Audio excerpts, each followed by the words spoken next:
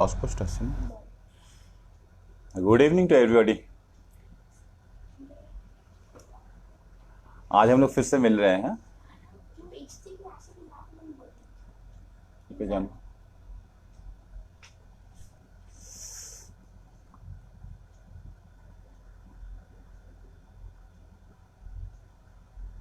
देखिए चैटे लिखा कि ना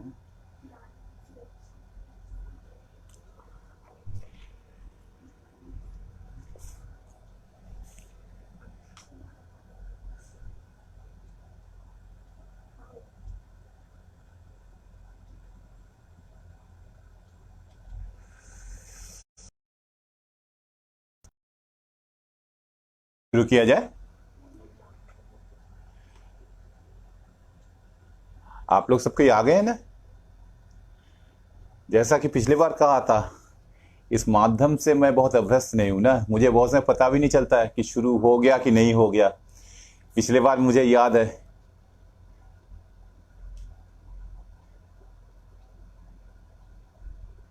थोड़ा सा एडजस्ट कर रहे हैं हम लोग। हाँ, चीज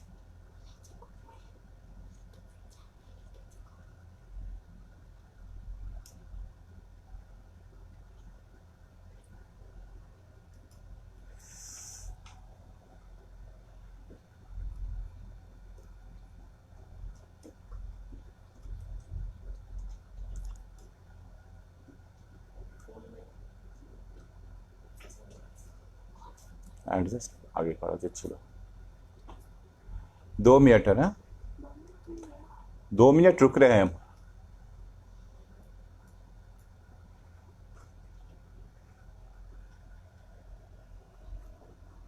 हाँ, ये सब चीज अब मैं नहीं सीख पाऊंगा। ऐसे वो कहना नहीं चाहिए, लेकिन अब बहुत देर मैं कर दिया हूँ, है ना। माइक्रोफोन को कैसे एडजस्ट करूँ। शुरू में माइक काम नहीं कर रहा था, हाइट एडजस्ट नहीं कर रहा था। कभी लगता है कि सामने का लाइट जलाएं कि पीछे का लाइट जलाएं। पीछे का लाइट जलाने से मेरा सर इतना चमकता है कि कहाँ सर खत्म हो रहा है, कहाँ क्या हो रहा है, कुछ पता नहीं चलता है। खैर, आप हमें दोबारा देख रहे हैं, इससे ये धारणा कोई मत बना लीजिए कि सफ़ेद दाढ़ी वाले ही केवल बोलेंगे। नहीं, सफ़ेद दाढ़ी का कोई मैं विशेषाधिकार नहीं मानता हूँ ना। हाँ, लेकिन मौका मिला इसलिए बोल रहा हूँ। और इसलिए भी बोल रहा हूँ कि मैं समझता हूँ कि ये बात करने इस समय बहुत ज़रूरी है ना। जिस समय से हम लोग गुजर रहे हैं, और ये हर समय के लिए ज़रूरी है ना। हम लोग सभी कोई दुनिया का बदलाव का बात करते हैं, समाज का बदलाव का बात करते हैं, लेकिन समाज या दुनिया अपने आप तो बदलेगा नहीं ना। कभी बदला है समाज माने हम दुनिया का, माने हम मानव का दुनिया का बात कर रहे हैं। हाँ, समाज मानव समाज का बात कर रहे हैं।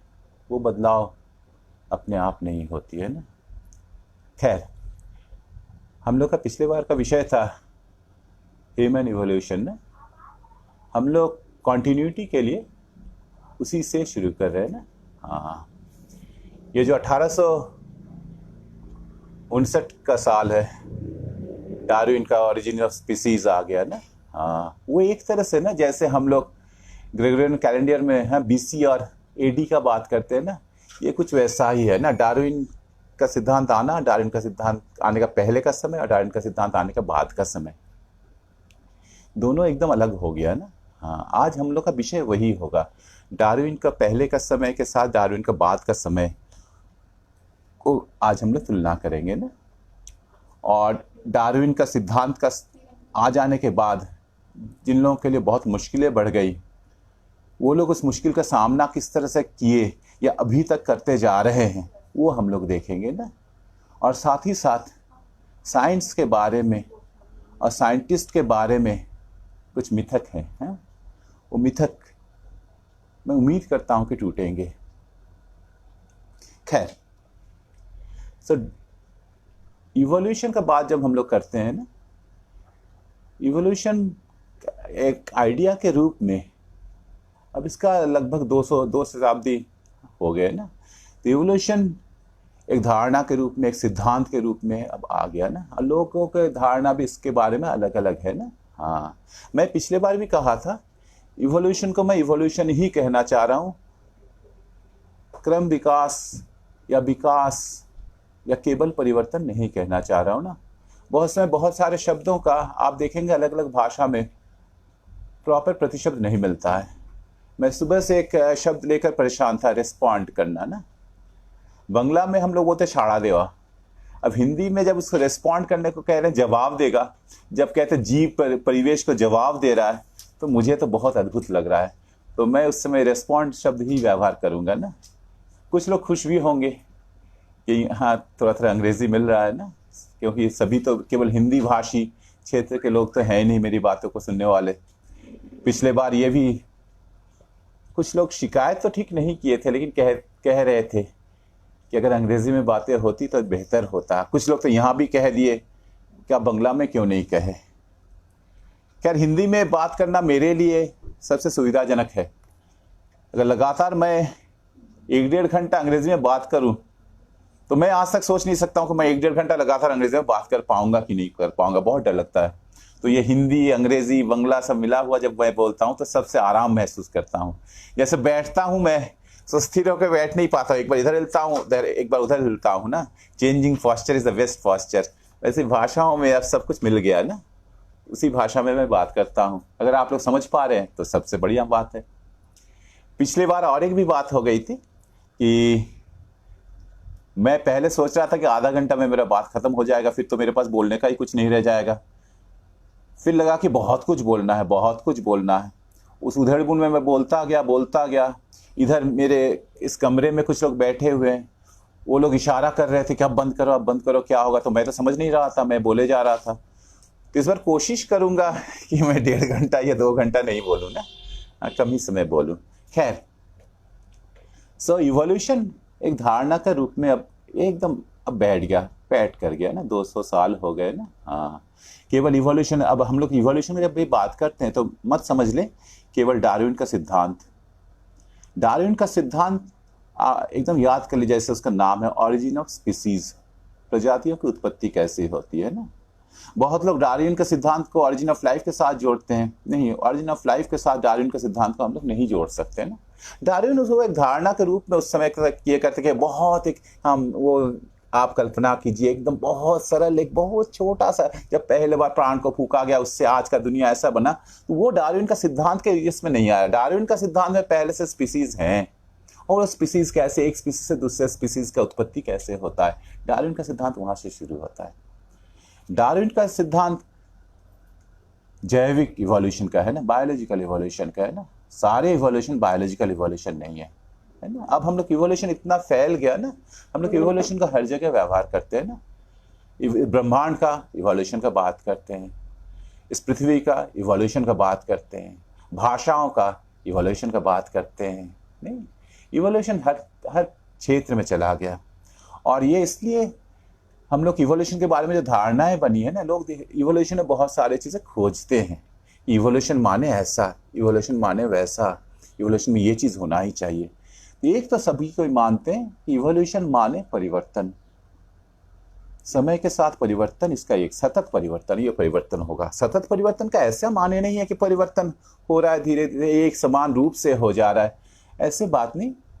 हाँ, लेकिन इवोल्यूशन माने चेंज हर समय हो रहा है ना, हर समय हो रहा है। कभी द्रुत हो सकता है, कभी ठहराव आ सकता है, कभी बहुत तेज हो सकता है, हाँ, कभी रुक जा सकता है। लेकिन माने तो वो पल भर के चेंज एकदम एक है जो सतत चल रहा है ना। और इस मामले में अगर हम देख लें, इवोल्यूशन में अगर हम लोग इस बात को मान ले कि परिवर्तन हो ही रहा है, तो तब हम लोग जो सृष्टि के सिद्धांत हैं जिसमें वे आते हैं ना, वो उनका जो विश्व से वो जो किए, संसार के साथ वो जो करते हैं या किए हैं, वो इवोल्यूशन के सिद्धांत में फिट नहीं बैठता है ना। क्यों? क्या सोचिए ना, सभी जीवों से अपने रूप से वो भर दिए, सब कुछ अमन चैन से चल रहा है, कोई परिवर्तन नहीं, कुछ नहीं। उनकी लीला है, प्रलय कर दिए, फिर से अपने मन से भर दिए। तो ये जो प्रलय के पहले और प्रलय के बाद सब कुछ जैसा जैसा है, उन्होंने जैसा रखा वैसे, उनके बिना तो कुछ हिलता भी नहीं, वो जब तक हिलाएंगे नहीं कुछ हिलता भी नहीं है। इवोल्यूशन सिद्धांत के साथ ये नहीं फिट बैठता है ना। उसमें चेंज का वो जो पुट है वो है नहीं ना। तो इसलिए इवोल्यूशन में हम लोग ठीक है, अच्छा ही है, कोई तर्क कोई झंझट में नहीं जाते हैं ना। ईश्वर अपने आराम से बैठे रहें, अगर वो हैं तो बैठे रहें, खड़े भी रह सकते हैं, सो भी सकते हैं। हाँ, इवोल्यूशन के साथ उनका हम लोग संबंध नहीं जोड़ सकते हैं। हाँ, इवोल्यूशन ईश्वर नहीं है। डार्विन, ऐसे बहुत लोग सोचते हैं कि डार्विन के बाद ही इवोल्यूशन का बात आ गया, सो बात नहीं ना। डार्विन कोई इवोल्यूशन का सिद्धांत का शुरू नहीं किए। डार्विन एक तरह से कह सकते हैं वो जो चला आ रहा था उसका एक उस समय एक पड़ाव तक डार्विन, एक परिणति में डार्विन आए ना। और यहाँ तक हम लोग ये भी कहें कि जैविक इवोल्यूशन का जो बात करते हैं ना, वो पहला नहीं था ना। उसके पहले नेबुला से, निहारिकाओं से तारे कैसे बनते, लैपलास का सिद्धांत आ गया था। कांट भी इवोल्यूशन के बारे में कुछ कहने लगे थे ना। हाँ, स्पेंसर ने भाषा के बारे में कि भाषा अचानक या कोई थोप नहीं दिया ना, कोई देव भाषा के रूप में अचानक कुछ भाषा नहीं आ गया ना। हाँ, भाषा का भी एवोल्यूशन हुआ है ना। ये सब बातें उस समय हो रही थी। टेनिसन अपने उसमें लिखे ही है ना। वो जो एवरी ऑर्डर चेंजेथ, एक नई व्यवस्था फिर उसकी जगह ले लेती है ना। डिकेंस के उस समय के सोचिए, डॉम्बे एंड सन, फिर ब्लीक हाउस आया, उस पुराने ऑर्डर बदल रहा है, उस समय से सब कुछ गुजरा। डार्विन उस समय के थे ना। फिर जाके हार्ड टाइम से एकदम पूरा वो जाके पूरा उनका मेन विषय ही था उसमें, कैसे पुराने ऑर्डर के बाद नया ऑर्डर आ रहा है ना। डार्विन उस परिमंडल में आए थे। यूं कह दे कि जैविक एवोल्यूशन का जो बात है, जैविक एवोल्यूशन सबसे बाद में आया, लेकिन उसमें भी डार्विन सबसे पहले नहीं थे। हाँ, डार्विन के पहले भी एवोल्यूशन का सिद्धांत, जैविक एवोल्यूशन का सिद्धांत था ना। बात है कि वो जो जैविक इवोल्यूशन के जो सिद्धांत थे डार्विन के पहले, उनके सिद्धांत और डार्विन के सिद्धांत में फर्क है ना। पिछले दिन मेरे एक साथी, उन्होंने फिर फोन से हमें कहा बाद में कि क्या आप तो बहुत जानकार लगते हैं, क्या नया नया बात कर देते हैं, हम लोग तो भाई केवल लामार्क और डार्विन का नाम जानते थे। तो मेरा उस दिन अपराध हो गया था, मैं लामार्क का नाम नहीं लिया था ना। हाँ, तो लामार्क भी एक जैविक इवोल्यूशन का सिद्धांत देते हैं ना, लेकिन फर्क है ना। जैसे मैं एक उदाहरण से कह रहा हूँ ना, जिराफ है, अब उसको पत्ते, अब वो नीचे के पत्ते दूसरे जानवर खा गए, तो जिराफ बेचारा करेगा क्या, वो गला को लंबा करके ऊपर के पत्ते को खाने का कोशिश कर रहा है। ये हर जिराफ करेगा। और ये जो उसकी कोशिश है, ये जरूरत से आया, चूंकि उसको पत्ते अब नहीं मिल रहे, जरूरत से आया और उसकी कोशिश है। हाँ, वो चाहत भीतर से पैदा हुई, तो जिराफ अपना गला को लंबा कर, जितना खींच करके लंबा कर सकता है कर रहा है। फिर तो ये जो उसकी कोशिश, वो लामार्क के अनुसार फिर अगले जन्म में वो फिर जब संतान उत्पन्न हो रहे, थोड़ा सा लंबे गले वाले संतान उत्पन्न हो गए, उसे कोशिश उसमें फलीभूत हो गया ना। ये ट्रांसफॉर्मेशन की बात हो रही है ना। ये स्पीसीज का हर एक प्राणी, किसी जैसे जिराफ का स्पीसीज का हर एक जिराफ ये कोशिश कर रहा है ना। इसलिए हर एक जिराफ का जब अगला संतान जब पैदा हुआ तो थोड़ा सा लंबा गर्दन लेके पैदा हुआ, फिर वो भी कोशिश जारी रखा, और जारी कई पीढ़ियों में हम लोग देखते बहुत लंबे गर्दन वाले जिराफ। हाँ, उसके बाद शायद जिराफ की जरूरतें खत्म हो गई, तो जिराफ के गर्दन अब लंबे नहीं होते ना। तो इसमें क्या हो गया कि स्पीसीज का हर एक कोई कोशिश कर रहा है, स्पीसीज में अपने कोई भिन्नता नहीं है ना। और लामार्क का सिद्धांत को इसलिए बहुत वो पॉपुलर नहीं हो पाया कि लामार्क के समय ये लोग नहीं मानते कि पेड़ों को भी कोई जरूरत होती है, या पेड़ों को जरूरत होती है तो पेड़ों को उसका एहसास है। इसलिए पेड़ों को चूंकि अपनी जरूरत की कोई एहसास नहीं है, तो पेड़ों में ये कोशिश नहीं है ना। तो लामार्क अपने जैव इवोल्यूशन के सिद्धांत से पेड़ पौधों को अलग रखे, तो उसका एक कमजोरी माना जा सकता है ना। और एक नाम जरा सा मैं एक सेकंड भूल रहा हूं, जरा सा एक सेकंड देख ले रहा हूं। हाँ, सेंट हिलेयर ना। हाँ, सेंट हिलेयर कहते हैं कि देखिए भाई, असल में वो कोई कोशिश वगैरह नहीं है, परिवर्तन होता है, एक अचानक परिवर्तन होता है ना। जब प्रजनन होता है, जब संतान उत्पन्न होता है, तो अगले संतान, जो संतान हो रहा है वो जीव है, लेकिन वो पहले पीढ़ी का जीव नहीं, वो अगला जीव है। और ये उस जन्म के समय में कुछ हो जाता है, उस प्रजनन के समय में कुछ हो जाता है, और जीव नया गुण लेकर चला आता है ना। हाँ, ये था डार्विन के पहले का जैव इवोल्यूशन का सिद्धांत ना। स्पीसीज जिसको प्रजाति कहते हैं, प्रजाति का हर प्राणी कोशिश कर रहा है, उसका कोशिश आगे चल के ये हो रहा है। डार्विन का सिद्धांत इन सिद्धांतों से कैसे अलग है? डार्विन का सिद्धांत में क्या है कि एक ही प्रजाति में हम लोग आज कारणों में नहीं जाएंगे ना, एक ही प्रजाति में भिन्नताएं पाई जाती है। उसका जो अलग अलग सदस्य, एक ही प्रजाति के सदस्य, उस समूह का सदस्यों में भिन्नताएं पाई जाती हैं। ये भिन्नताएं सभी में फैली हुई है ना। हाँ, और फिर प्राकृतिक चयन होता है। प्राकृतिक चयन इन भिन्नताओं से में कोई भिन्नता को चुनता है, जिसका बात हम लोग अनुकूलन का बात में किए थे। डार्विन का समय अनुकूलन इस तरह से नहीं आया था। डार्विन का समय जीन का बात लोग जानते नहीं थे ना, इसलिए डार्विन म्यूटेशन और जीन में परिवर्तन इसका बात डार्विन कर नहीं सकते थे। नहीं कि इसमें डार्विन का कोई दोष नहीं है, डार्विन कह देते तो फिर अलौकिक चीज होता था, लेकिन डार्विन कोई अलौकिक चीज तो करने आए नहीं थे, भौतिकवादी थे। इसलिए डार्विन का समय आप उन सभी चीजों का बात नहीं करेंगे। डार्विन कहते हैं कि ये जो अलग अलग भिन्नता लेके सदस्य ये हैं, वो जब संतान उत्पन्न करते हैं ना, तो अलग, हाँ, किसी का संतान ज्यादा उत्पन्न होते हैं, ज्यादा संख्या में, अगले पीढ़ी के संतति ज्यादा संख्या में आते हैं, और कुछ कम संख्या में। ज्यादा संख्या में वही आते हैं जो प्रकृति जिनको अनुकूल समझी, जिनका रहना ना, जिनके लिए परिवेश अनुकूल हो गया ना, और वो आगे बढ़ते हैं ना। तो इस तरह से डार्विन का इस सिद्धांत में क्या हो गया कि स्पीसीज में ही भिन्नता है ना, वो भिन्नता एक स्पेस में, अलग अलग जो स्पीसीज हैं फैले हुए दुनिया में, ठीक है, उनमें वो भिन्नता, एक ही स्पीसीज में भिन्नता आ सकती है ना, और वो जाके बाद में वो समय का भिन्नता में, अंतर में बदल जाता है, एक नया स्पीसीज फिर चला आता है। डार्विन का ये एक फर्क है ना। लेकिन डार्विन के बाद बातें तो और थोड़ी सा आगे बढ़ गई ना। आज हम लोग जब बैठे हुए हैं, अब तो डार्विन के बाद 160 साल बीत गया है ना। हाँ, हम एकदम कल क्या बदलाव आया ये तो मैं नहीं कह पाऊंगा, मैं उतना जानकार नहीं हूँ, लेकिन उसके बाद बातें काफी आगे तक चली आई ना। आजकल हम लोग जानते हैं, जिसको हम लोग अनुकूलन कहते हैं ना, उस अनुकूलन में ऐसा नहीं कि प्रकृति चयन करती है और हाँ जीव अनुकूलित हो जाता है ना, इसमें दोनों का ये है ना। और ये इतना ज्यादा है, हाँ, जीव असल बात वही जो रिस्पॉन्ड करता है ना, जिस समाज में, जिस प्रकृति में वो जीव रहता है, हाँ, वो फिर रिस्पॉन्ड करेगा, परिवेश का प्रभाव उस पर पड़ेगा, और वो प्रभाव को आप, उस परिवेश का जो प्रभाव है आप जीव में देख सकते हैं। माने आप एक तरह से जीव में उसके परिवेश को पढ़ सकते हैं ना। हाँ, किस परिवेश में वो है। जैसे आप एक मान लीजिए वर्षा अरण्य की बात कर, रेन फॉरेस्ट की बात कर रहे हैं ना, तो रेन फॉरेस्ट कैसा होता है, आप रेन फॉरेस्ट के जीवों को, सारे जीवों का जो वैविध्य है, उनका स्वरूप है, उनका आचरण है, उनमें आप रेन फॉरेस्ट का स्वरूप को पहचान सकते हैं ना। परिवेश उस जीव में समा जाती है ना, परिवेश उस जीव में, परिवेश के मापों का इकाइयां जीव के, उसके शारीरिक, उसके आचरण का, उसके आकृति का, उसके जो मेटाबॉलिक प्रोसेसेस हैं ना, उनमें जो फर्क आता है उसके रूप में वो अपने को अभिव्यक्त करता है। भिन्न भिन्न मापों में ये सब जीव के लक्षणों में ना, रूप में फर्क आ जाता है ना। हाँ, तो और वो उसी से आपका पता चलेगा जीव कैसा परिवेश में है ना। ये पहले बात है। आजकल हम लोग ये भी जानते हैं कि जीव अपने परिवेश को चुनता है, जीव अपने परिवेश को चुनता है। और परिवेश और जीव के बीच में ये जो क्रिया प्रतिक्रिया है ना, वो अलग अलग रास्ते से चलता है।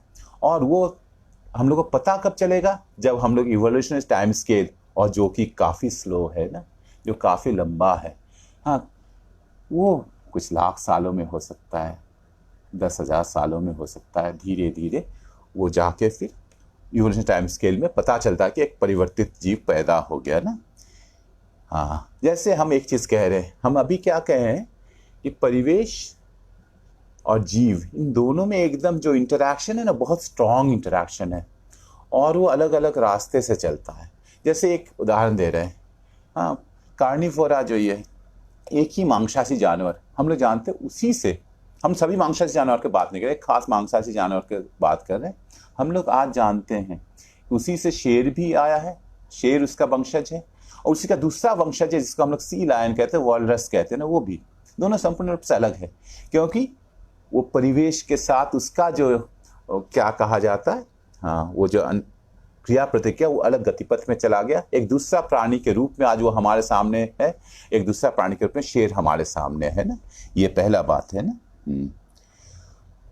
जीव के बारे में ये फिर से मैं इसका जोर दे रहा हूं, ये अब हम लोग को पता है, जीव अपना परिवेश का चयन करता है, खुद से उस परिवेश तो पूरा, आप पूरा प्रकृति को अगर मान ले तो जीव उस प्रकृति में अपने परिवेश का चयन करता है ना। ऐसा परिवेश को वो चुनता है जिसमें वो जी पाए, जिसमें वो सार्थक रूप से प्रजनन कर पाए ना। ठीक है, और हम थोड़ा सा पढ़ रहे हैं, और ये जो सक्रिय चुनाव है वो जीव के लिए, हाँ, उसके जो उस पर जो एनवायरमेंटल जो इफेक्ट्स हैं ना, हाँ, वो उन इफेक्ट्स को तय करता है, क्योंकि वो जो अपने परिवेश को चुना है तो परिवेश का प्रभाव भी क्या होगा वो भी एक तरह से तय होगा ना। और उसके बाद जीव रिस्पॉन्ड करेगा। हाँ, तो जीव रिस्पॉन्ड जब करता है तो फिर हम लोग इवोल्यूशन टाइम स्केल में जब आगे बढ़ेंगे तो हम लोग पाते हैं हाँ कि वो अनुकूलन कैसा हुआ है ना, और वो उसके ऊपर किस तरह का चयन से वो गुजरा है, और कैसा नया स्पीसीज भी हमारे सामने आ गया ना। ठीक, परिवेश का यहाँ, लेकिन हाँ फिर परिवेश का तरफ अब आए, जीव का बात तो किए, परिवेश का तरफ आए। परिवेश का एक दोहरी क्रिया है ना। परिवेश पहले ना जो जीवों का जीनगत जो जेनोटाइप का जो वेरिएशंस है ना उस पर वो काम करता है, और वो फेनोटाइप के भिन्नताओं में बदलता है, उसके फॉर्म्स में, उसके रूप में फर्क आता है। जैसे बोले ना, उसके शरीर में, उसका आचरण में, उसका आकार में, उसका आकृति में, इन सब में फर्क आता है। हाँ, फर्क आता है मैंने एक, आप कह सकते हैं एक रेंज है। हाँ, ये सब फर्क हो सकते हैं उसमें ना। तो बहुत तरह के फर्क आ जाते हैं जीव में, उसके जीन पर जब, उसके जीनोटाइप पर जब परिवेश अपना काम करता है तो जीव में, जीव के रूपों में, फिनोटाइप में परिवर्तन आ जाता है एक रेंज तक। उसके बाद परिवेश फिर क्या करता है, परिवेश उन वेरिएशंस में चयन करता है।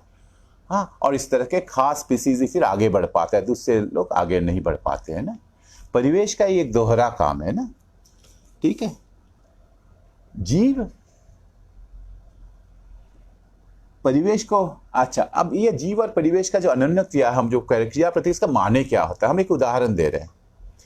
हम असल बात, मेरा विषय फिजिक्स है ना। हाँ, तो जैसे मान लीजिए बहुत सारे पदार्थ है ना, बहुत सारे पदार्थ हैं, उन सारे पदार्थों को किसी एक खास चुंबकीय क्षेत्र में रख दिया गया ना।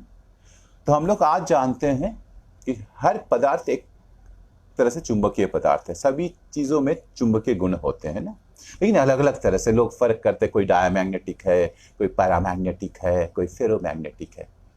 तो क्या करेगा वो मैग्नेटिक फील्ड, यहाँ उसका परिवेश है, वो मैग्नेटिक फील्ड क्या करेगा, इन सभी पर प्रभाव डालेगा, सभी को चुंबकित करेगा। लेकिन फेरोमैग्नेटिक पदार्थ एक अलग तरह से चुंबकित होंगे, पैरामैग्नेटिक पदार्थ एक अलग तरह से चुंबकित होगा, और डायमैग्नेटिक पदार्थ भी एक अलग तरह से चुंबकित होगा। लेकिन उसका परिवेश का क्या होगा, परिवेश का ऐसा मैग्नेटिक फील्ड ऐसा ही रहेगा? नहीं नहीं, ये फेरोमैग्नेटिक सब्सटेंस जब अपने चुंबक वो मैग्नेटाइज होगा, वो अपना एक मैग्नेटिक फील्ड क्रिएट करेगा, और वो जो मैग्नेटिक फील्ड में वो था उस मैग्नेटिक फील्ड को बदल डालेगा। माने क्या हम कहना चाह रहे हैं, ये दोनों तरफ से होता है ना। परिवेश अगर जीव में कोई परिवर्तन ला रहा है तो जीव भी परिवेश में परिवर्तन ला देता है ना। हाँ, तो यहाँ एक बात है, इसलिए इसका माने क्या हो गया, जीव परिवेश को भी मॉडिफाई करता है, और मॉडिफाई अलग अलग जीव अलग अलग तरह से मॉडिफाई करेगा। कैसे मॉडिफाई करेगा, वो जीव का जीनोटाइप, उसका जीन का संरचना पर, किस तरह का जीन से वो बना है उस पर निर्भर करता है ना। लेकिन साथ साथ क्या है, ये हम लोग अभी जो बात कर रहे थे इस, हाँ, नेचुरल सिलेक्शन की बात कर रहे थे, तो चयन से तो क्या होता है, कुछ कुछ ये जो जीव हैं उनका टिकने का संभावना बढ़ जाता है, और कोई खास जीव का अगर टिकने का संभावना परिवेश बढ़ा रहा है तो वो जीव भी टिक के परिवेश को अपने तरह से बदलेगा। इसमें परिवेश खुद से तय कर रहा है कि परिवेश कैसे मॉडिफाई होगा ना। हाँ, तो आज हम लोग जो समझते हैं, हम लोग डार्विन के बाद आप अभी जो समझ रहे हैं उसमें जीव और परिवेश का संबंध को और हम लोग बारीकी से समझे ना। ये दो तरफा है ना। हाँ, जीव भी बदलता है उसमें और परिवेश भी बदलता है ना। और इसको हम लोग सबसे अच्छा से हम लोग देख सकते हैं मानव का, हाँ, मानव का इवोल्यूशन में। हम लोग अब परिवेश शब्द को थोड़ा सा अच्छा से जान लें, उसके बाद हम लोग आगे बढ़ेंगे। परिवेश माने हम लोग क्या समझना चाह रहे हैं। परिवेश में आप ये समझ लीजिए, परिवेश खाली नहीं कि मैं हूं और मेरा चारों तरफ का, मेरा हर एक अंग, मेरा हर अंग, मेरा हर अंश, मेरा हर अंश का जो गतिविधि है वो दूसरे अंशों का भी परिवेश है ना। मेरे शरीर का हर एक जीन के लिए शरीर का बाकी अंश उसका परिवेश है। ये परिवेश केवल बाह्य परिवेश नहीं है, ये परिवेश में गति है, ये परिवेश एक मान स्थिर परिवेश नहीं है ना। हाँ, जीव का हर एक अंश जीव का दूसरे अंशों का, जीव का हर एक अंश का गतिविधि जीव के दूसरे अंशों का गति, हाँ, परिवेश है। आप परिवेश को यूं देख सकते हैं, परिवेश को, परिवेश तौर जिंदगी भी है, परिवेश एक वे ऑफ लाइफ भी है ना। हाँ, ये जरा समझ लीजिए कैसे परिवेश एक वे ऑफ लाइफ है ना। और ये केवल हम लोग सबसे अच्छे से, सबसे नाटकीय रूप से हम लोग, है ना, मनुष्य में देख सकते हैं ना। हाँ, हम जैसा यहाँ पढ़ रहे हैं ना, नहीं तो मेरे साथ मुश्किल क्या था, अभी देख रहा था मैं हाथ इधर उधर कर रहा था, मैं प्राकृतिक चयन नाम ही भूल जा रहा था, तो मुझे इसलिए कभी कभी देखना पड़ता है ना। उसमें कोई नुकसान नहीं है, क्योंकि बातें सही रूप से आना चाहिए। मैं देख कर बोल रहा हूँ या मैं बोल कर बोल रहा हूँ ना, बातें अगर ठीक है तो ठीक है।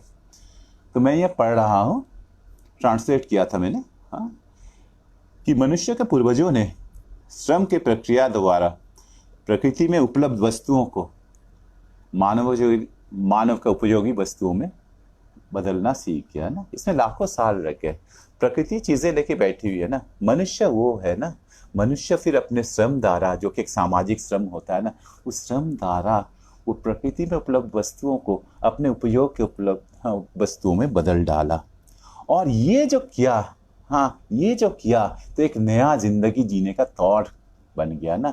और ये तौर एक अनूठा मानवीय तौर है, जो क्या कर दिया, हाँ, इससे क्या हो गया, जब वो इस तरह से परिवेश के चीज़ों को अपने ज़रूरत के चीज़ों में बदल दिया, तब क्या हुआ, फिर वो चीज़ परिवेश का प्राकृतिक चयन को अपने अंगों में, उसका हाथों की तरफ, हाँ, अपने स्वर यंत्रों की तरफ, लैरिंग्स की तरफ, हाथ की तरफ, अपने ब्रेन की तरफ डायरेक्ट कर दिया ना।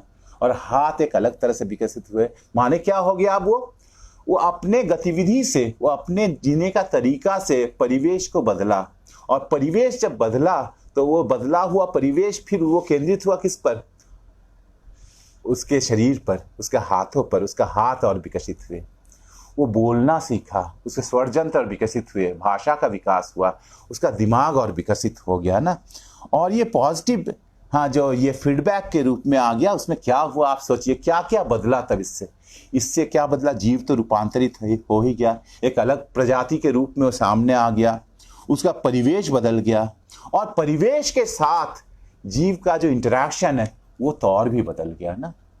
यह मानव का जो जिंदगी जीने का तौर है ना, वो भी उसका परिवेश है, और वो परिवेश को बदलता है ना। ये चीज़ हम लोग को समझना चाहिए ना।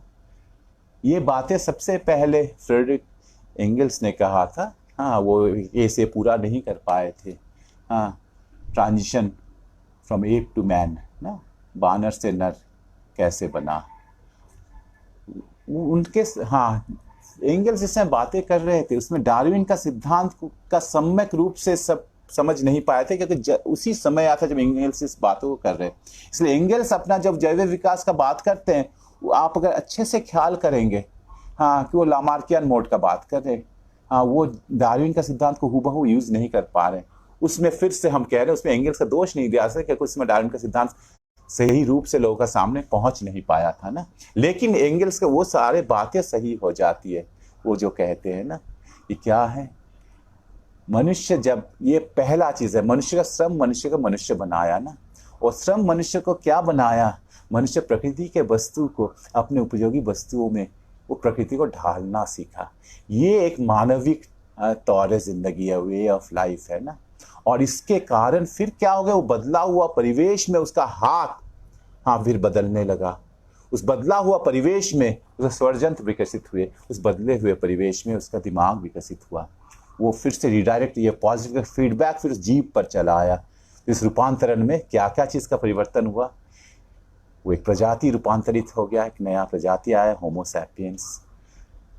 उसका परिवेश रूपांतरित हो गया, क्योंकि अब हम लोग केवल जब बात करते दुनिया का बात करते हैं तो प्राकृतिक दुनिया का नहीं बात करते, मानव निर्मित दुनिया का भी बात कर सकते हैं ना। और साथ साथ एनवायरनमेंट के साथ मनुष्य का जो संबंध है, वो संबंध भी रूपांतरित हो गया। ठीक है, हम लोग अब इस बात को यहाँ रोकते हैं, क्योंकि मुझे आज दूसरी कुछ बातें करनी थी। हाँ, अचानक एक जंप नहीं लगे, इसलिए मैं इस बात को किया था। यहाँ और एक बात भी कह दे, डार्विन की मृत्यु हुई थी 1882 में ना, तो 1982 में एक सिंपोजियम हुआ, हाँ, वो उनका 100th एनिवर्सरी था डेथ का।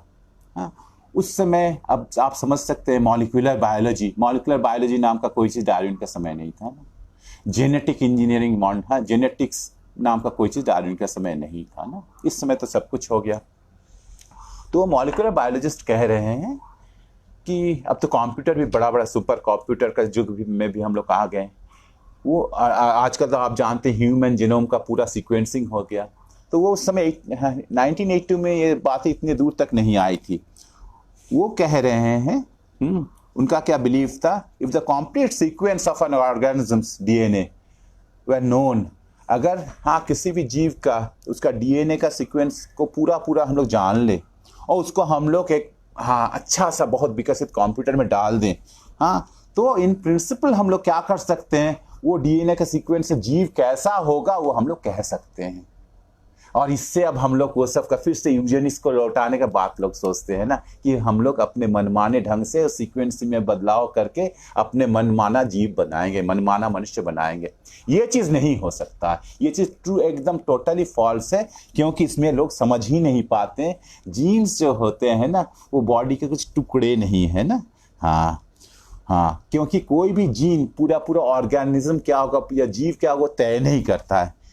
क्योंकि जीव का जीवन क्या है, जीव का जीवन माने जब वो भ्रूण के रूप में आया, कॉन्सेप्शन के समय से उसका डेथ का समय का ये जीवन है ना, उस समय को वो जीवन क्या है, उसमें हर पल में वो जीन, उसका परिवेश माने शरीर का बाकी अंश, परिवेश माने बाह्य परिवेश, फिर संयोग भी एक बहुत बड़ा चीज़ है, कॉन्टिजेंसी का बात किए थे, हैपेंस्टांस का बात किए थे, हाँ, ये सारा कुछ, हाँ, और वो पूरा जीव सभी कुछ का एक पूरा जिंदगी भर एक इंटरैक्शन होता रहता है ना। इसलिए जीन अपने आप में ये तय नहीं कर सकता है कि जीव कैसा होगा ना, है ना। परिवेश बदल जाने से उस हाँ चूंकि परिवेश का प्रभाव पड़ेगा ही, तो वही जीन लेकर भी हाँ व्यवहार में फर्क आ सकता है, सब कुछ आ सकता है ना। जीन सब कुछ नहीं है, ये हम लोग का समझने का ही आ गया। आप ये कभी भी नहीं कह सकते, इस पर मैं फिर से जोर दे रहा हूं कि आप अगर हाँ जीन का संरचना जान गए तो आप उसके मन से आप नहीं कह सकते जीव ऐसा ही बनेगा, क्योंकि जीव तो जीन लेकर जब जीव पैदा, जब भ्रूण के रूप में वो आया और उसका हाँ मौत तक हर पल हाँ इंटरेक्शन हो रहा है। जीन, एनवायरमेंट, हाँ उसका परिवेश, खुद पूरा जीव अपने मिलकर इन सारे के बीच का जो इंटरेक्शन हो रहा है वो तय करता है कोई जीव कैसा होगा। इसलिए आप फिर से रिचर्ड डॉकिंस का जो सेल्फिश जीन का सिद्धांत है उसको लेकर जो लोग खुश होते हैं वो सभी कुछ फॉल्स है, वो कभी नहीं हो सकता है ना, वो कभी भी नहीं हो सकता है ना। हम लोग इस बात को यहाँ रख रहे हैं। अब हम लोग दूसरे अंश में आ रहे हैं।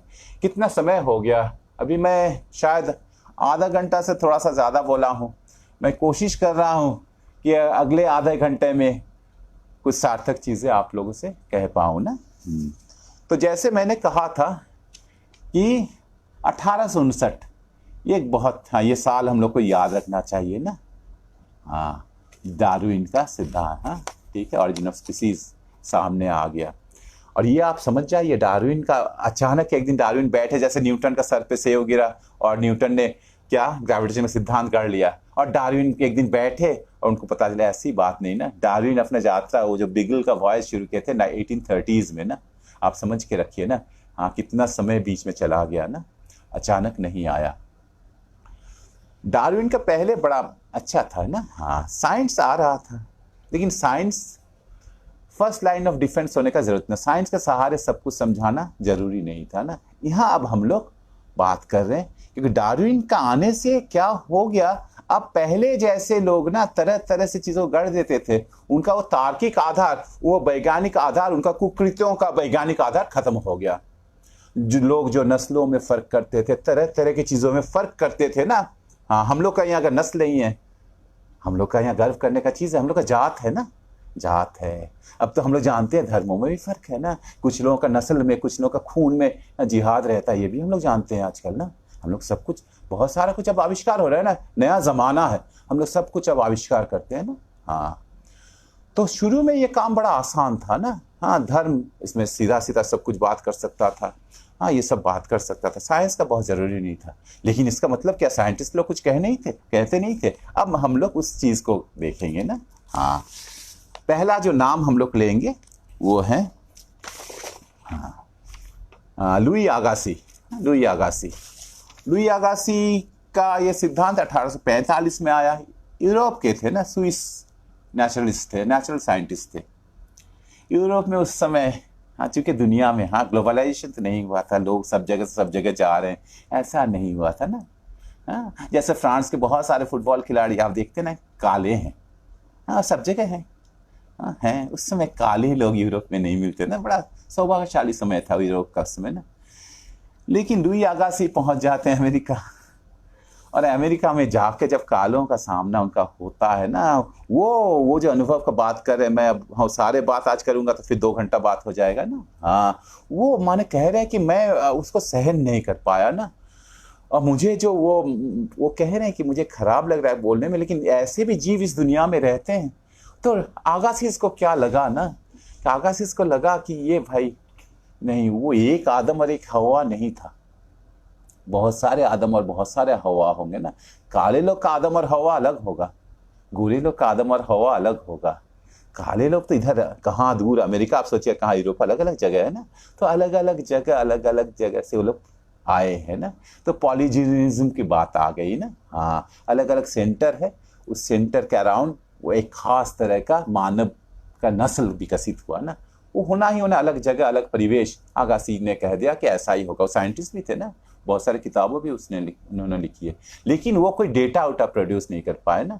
हाँ, वो कह दिया कि हो ही नहीं सकता, ये कैसे हो सकता है कि हाँ गोरे लोग भी वही उसी पूर्वज से पैदा हुए जिससे काले लोग, कभी भी नहीं हो सकता। फिर पीले लोग हैं, उसमें रंग से लोग बहुत अच्छा से लोगों को फर्क करने का सबसे आसान उपाय रंग से देख लो। पीले रंग के लोग हैं, थोड़ा सा लाल रंग के लोग हैं, हाँ काले रंग के लोग हैं, मिले हुए मैले रंग के लोग हैं ना, तरह तरह के रंग के लोग हैं ना। तो अगासी को लगा कि ये अलग अलग रंग, तो भाई ये अलग अलग, और कितना खराब भद्दा सा चेहरा है ना। हाँ, इतना मोटा सा होंठ, हाँ वो देख के लगता है उनको, तो एकदम लग रहा है कि हाँ मोटा सा होंठ, ये एक किसका याद कराएगा, बनमानुस का याद करेगा, पतले सुंदर होंठ, यूरोपियंस का होंठ। लेकिन ये बात बाद में भी आती है, बाद में भी बहुत लोग ऐसे ऐसे बातें किए हैं ना। देखो होंठ देखकर, उसका कान देखो चपटा कान, हाँ उसका नाक देखो ऐसा नाक, ये तो एकदम लग रहा है ये लोग अलग कुछ प्रजाति के ही है ना। ये उन लोगों ने कहा ना। लेकिन ये लोग कभी कभी चीजों को बारीकी से देखना भी बहुत जरूरी है। आप कभी देखिए शिंपांजी का होंठ, शिंपांजी का होंठ देखिए एकदम पतले पतले होंठ होते हैं ना। आप अगर बारीक से देखेंगे मोटा होंठ, जैसे मेरा होंठ ज्यादा मानवोचित होंठ है। हाँ, बहुत पतले होंठ वाले खुश हो सकते हैं कि उन लोग का हाँ होंठ शिंपांजी के साथ ज्यादा मिल रहा है। लेकिन लोग उत्साह से जब काले लोगों को देखे मोटे मोटे होंठ वाले, तो उन लोग को वो लोग ठीक मानव भी तो नहीं लगते, मानवेतर ये लगते थे ना। तो वो लोग उस तरह से कह देते थे ना। और अगासी क्योंकि डेटा नहीं प्रस्तुत कर पाया, साइंस से सब कुछ कहना है ना, तो आगे दूसरे आदमी ना, हाँ उनके साथ आगे लुई मॉर्टन आ गए ना। अगासी ने जो काम ऐसी कहा, हाँ उनका वैज्ञानिक धारणाएं उन्हें जिस निष्कर्ष में पहुंचाया, डेटा उटा उस दिखाए नहीं, तो मॉर्टन ने उस काम को कर दिया। मॉर्टन हाँ क्या करने लगे, वो जितना भी वो ढेर सारे खोपड़ी जमा किए ना। मॉर्टन ये 20 साल तक काम किए ना, और मॉर्टन के मौत तक मॉर्टन ने करीब 1000 खोपड़ी वो हाँ ले आए थे ना। और वो खोपड़ी, हाँ बस वो खोपड़ी नापने लगे, और खोपड़ी नापने लग के, खोपड़ी को कैसे नापते थे, खोपड़ी नापने का आप सब समझ सकते, खोपड़ी को कैसे नापा जाएगा। वो क्या करते थे, खोपड़ी में वो बीज डालते थे ना, फसल के बीज डालते थे उसमें, फिर खोपड़ी से बीज को निकाल के हाँ किसी पात्र में रखते थे, और बीज का फिर वॉल्यूम निकाल लेते थे। तो उससे क्या पता चल गया खोपड़ी का वॉल्यूम कितना अच्छा चीज है ना। क्योंकि देखिए आज हम लोग कितना बुद्धिमान है, अचानक आपके हाथ में खोपड़ी दे दिया जाए, कहा दिया जाए खोपड़ी का वॉल्यूम नापो, आप तो असमंजस में पड़ेंगे ना। लेकिन ये तो वैज्ञानिक थे मॉर्टन। यहाँ मैं लेकिन एक चीज कह दूं, मैं चाहे इस तरह से कहूं, ये नहीं कह रहा हूं कि मॉर्टन ने जो भी कुछ किया उसमें जालसाजी किया, नहीं। मॉर्टन अपने तरीके से जिस तरह से सोच पाए वो लोग, वहाँ खोपड़ी का आकार को नापे। लेकिन फिर कह रहे हैं ना यहाँ एक ये बहुत ज़रूरी चीज़ है जिसके बारे में मैं इशारा करना चाहता। मॉर्टन एक वैज्ञानिक थे ना, मॉर्टन वैज्ञानिक थे, और मॉर्टन वैज्ञानिक रूप से अपना जो समझ पाए उसको। लेकिन एक बात यहाँ, ये बहुत ज़रूरी बात है, मॉर्टन भी नस्लों का भेद को मानते थे। माने मॉर्टन एक तरह से पूर्वाग्रह से ग्रसित थे, और उस पूर्वाग्रह से ग्रसित होकर मॉर्टन इसको नाप रहे थे। और मॉर्टन एक बारे में बहुत ईमानदार थे, वो अपने सारे डेटा को, किसी डेटा को उन्होंने नहीं छुपाया। और क्या मॉर्टन का रिजल्ट था? जो रिजल्ट होना था कि काले लोगों का खोपड़ी छोटा और श्वेत लोगों का खोपड़ी बड़ा। तो आप कह सकते हैं अभी मैंने कहा कि मॉर्टन ईमानदार थे, सब कुछ किए, लेकिन वो जो भीतर का चीज वो काम कर गया ना। और वो किस तरह से काम किया? मॉर्टन जब अश्वेतों के, काले लोगों का खोपड़ी नाप रहे थे, तो वो औरतों को चुना उन्होंने ना। उनको कुछ माने सभी को लिया था, लेकिन औरतों का ही वो चुन लिया ना। एक चीज तो आप जानते हैं, जैसे मुझे बचपन में बड़ा मुश्किल लगता था। मैं जब मैट्रिक पास किया तो मैं था 5 फीट का, मेरी छोटी बहन 5 फुट 7 इंच। रोज मैं नापता था, वैसा ही अपने को ठिगना ही पाता, तो लंबी थी। मैं फिर लटकना शुरू किया, फिर कैसे कैसे 6 फीट का हो गया। लेकिन मेरा एक चीज उसने पता था कि मैं शायद लंबा हूँ, लंबा होने का मेरे में संभावना है। मेरे पैर थोड़ा से लंबे लंबे थे, तो लंबा पैर और ठिगना शरीर, ये कैसा होगा ना। माने मैं पैर, फुट का बात कर रहा हूँ, हाँ सोल का बात कर रहा हूँ, थोड़ा सा बड़े थे। तो ये बात है, आप समझ ही रहे होंगे, पिछले दिन भी ये बातें आई थी ना। हाँ, हम लोग दिमाग का साइज का बात करते हैं ना, तो आप इस तरह से फट से कह देते थे औरत तो कम दिमाग वाले होंगी, छोटे दिमाग, छोटा खोपड़ी। इन छोटा खोपड़ी, लेकिन औरत साइज में भी सापेक्ष रूप से मर्दों से छोटी है ना, ये सापेक्ष था। तो मॉर्टन जानबूझ के ऐसा काम नहीं किया। मॉर्टन जानबूझ के ऐसा काम नहीं किया। क्यों बोल रहा हूँ बार बार? क्योंकि मॉर्टन अपने सारे कोई डेटा को छुपाए नहीं, लेकिन मॉर्टन का अवचेतन उनसे ये काम करवा लिया। मॉर्टन जब काले लोगों का खोपड़ी नाप रहे हैं तो औरतों का खोपड़ी नाप रहे हैं, और जब मॉर्टन श्वेत लोगों का खोपड़ी नाप रहे हैं तो मर्दों का खोपड़ी नाप रहे हैं। और मॉर्टन उस निष्कर्ष पे पहुंच गए, हाँ, जो सब कोई मानते थे कि काले लोग एक निम्न स्तर के नस्ल के लोग हैं, गोरे लोग एक दूसरे उन्नत नस्ल के लोग हैं ना। हाँ, मॉर्टन उस बात को शुरुआत कर दिया ना। लेकिन एक बात फिर से ये कह दी, ये दोनों काम ना डार्विन का सिद्धांत का पहले के बात है, या डार्विन का उस समय, डार्विन का सिद्धांत, कोई सिद्धांत पूरा ताकि तो दुनिया में फैल नहीं जाता है ना। डार्विन का सिद्धांत उस समय दुनिया में उतना फैल नहीं पाया था। इसलिए अगर मॉर्टन और आगासी वैज्ञानिक रूप से ये नहीं दिखा पाते कि अलग तरह के लोग हैं, काले लोग, अलग तरह के लोग हैं, पीले लोग, अलग तरह के ये लोग हैं, उन लोगों को कोई डर नहीं था। उस समय धर्म उन लोगों का सहायता कर सकता था। Science was not the first line of defence at that time. नहीं था साइंस उस समय फर्स्ट लाइन ऑफ डिफेंस, उन लोगों का डर नहीं था। लेकिन वही बात है, मुश्किल है क्या? डार्विन आ गए अब 1859 में, और डार्विन आ गए 1859 में तो बहुत भारी मुश्किल हो गया ना, क्योंकि अब वैज्ञानिक आधार खोजना था ना। अब से जो भी कुछ दिखाना था, इस नस्लों का फर्क को दिखाना था, कुछ का फर्क को दिखाना था, अब वैज्ञानिक रूप से दिखाना था ना। तो उस समय क्या करता है लोग, क्योंकि अब उन लोगों के पास कोई उपाय नहीं था। देखिए, चाहे जो भी कुछ कर ले, हाँ, अभी भी उस दिन भी मेरे एक दोस्त का फोन आया, मेरे बहुत सारे दोस्त हैं और सभी दोस्त मेरे ही मन को मानेंगे ये भी बात नहीं। वो बहुत दुखी थे डार्विन का सिद्धांत को मैंने कहा इसलिए ना कि डार्विन का सिद्धांत पिट गया। नेचुरल सिलेक्शन एक फैक्ट है, ये सभी को पता है ना। अब हम लोग को ये पता है कि नेचुरल सिलेक्शन ही एकमात्र चीज नहीं, उसके साथ और भी कुछ चीजें, लेकिन नेचुरल सिलेक्शन एक चीज है, इसको लोग काट नहीं सकते, कोई नहीं काट सकता है उसमें भी। हाँ, उस लोग समझ जा रहे थे, जो खासकर वैज्ञानिक लोग थे। हम लोग ये फिर से एक बात करें, जालसाजी वैज्ञानिक लोग करते हैं, बहुत सारे वैज्ञानिक जालसाजी करते हैं। हाँ, वैज्ञानिक लोग भी इंसान ही होता है और वैज्ञानिक जालसाज हो सकते हैं, लेकिन सचेतन रूप से जालसाजी बहुत कम हुआ। और कोई सचेतन रूप से जालसाजी अगर कोई कर रहा है तो वो तुरंत पकड़ा जाएगा ना। तो यहाँ मॉर्टन का भी, अगर मॉर्टन का उस चीज को हम लोग थोड़ा सा ठगी कह दे, तो मॉर्टन वो ठगी जानबूझ से सचेत रूप से नहीं किए, उनका अवचेतन ये से वो डेटा को ऐसे चुने कि उनको जो सोच रहे थे वो चीज प्रूव हो जाए ना।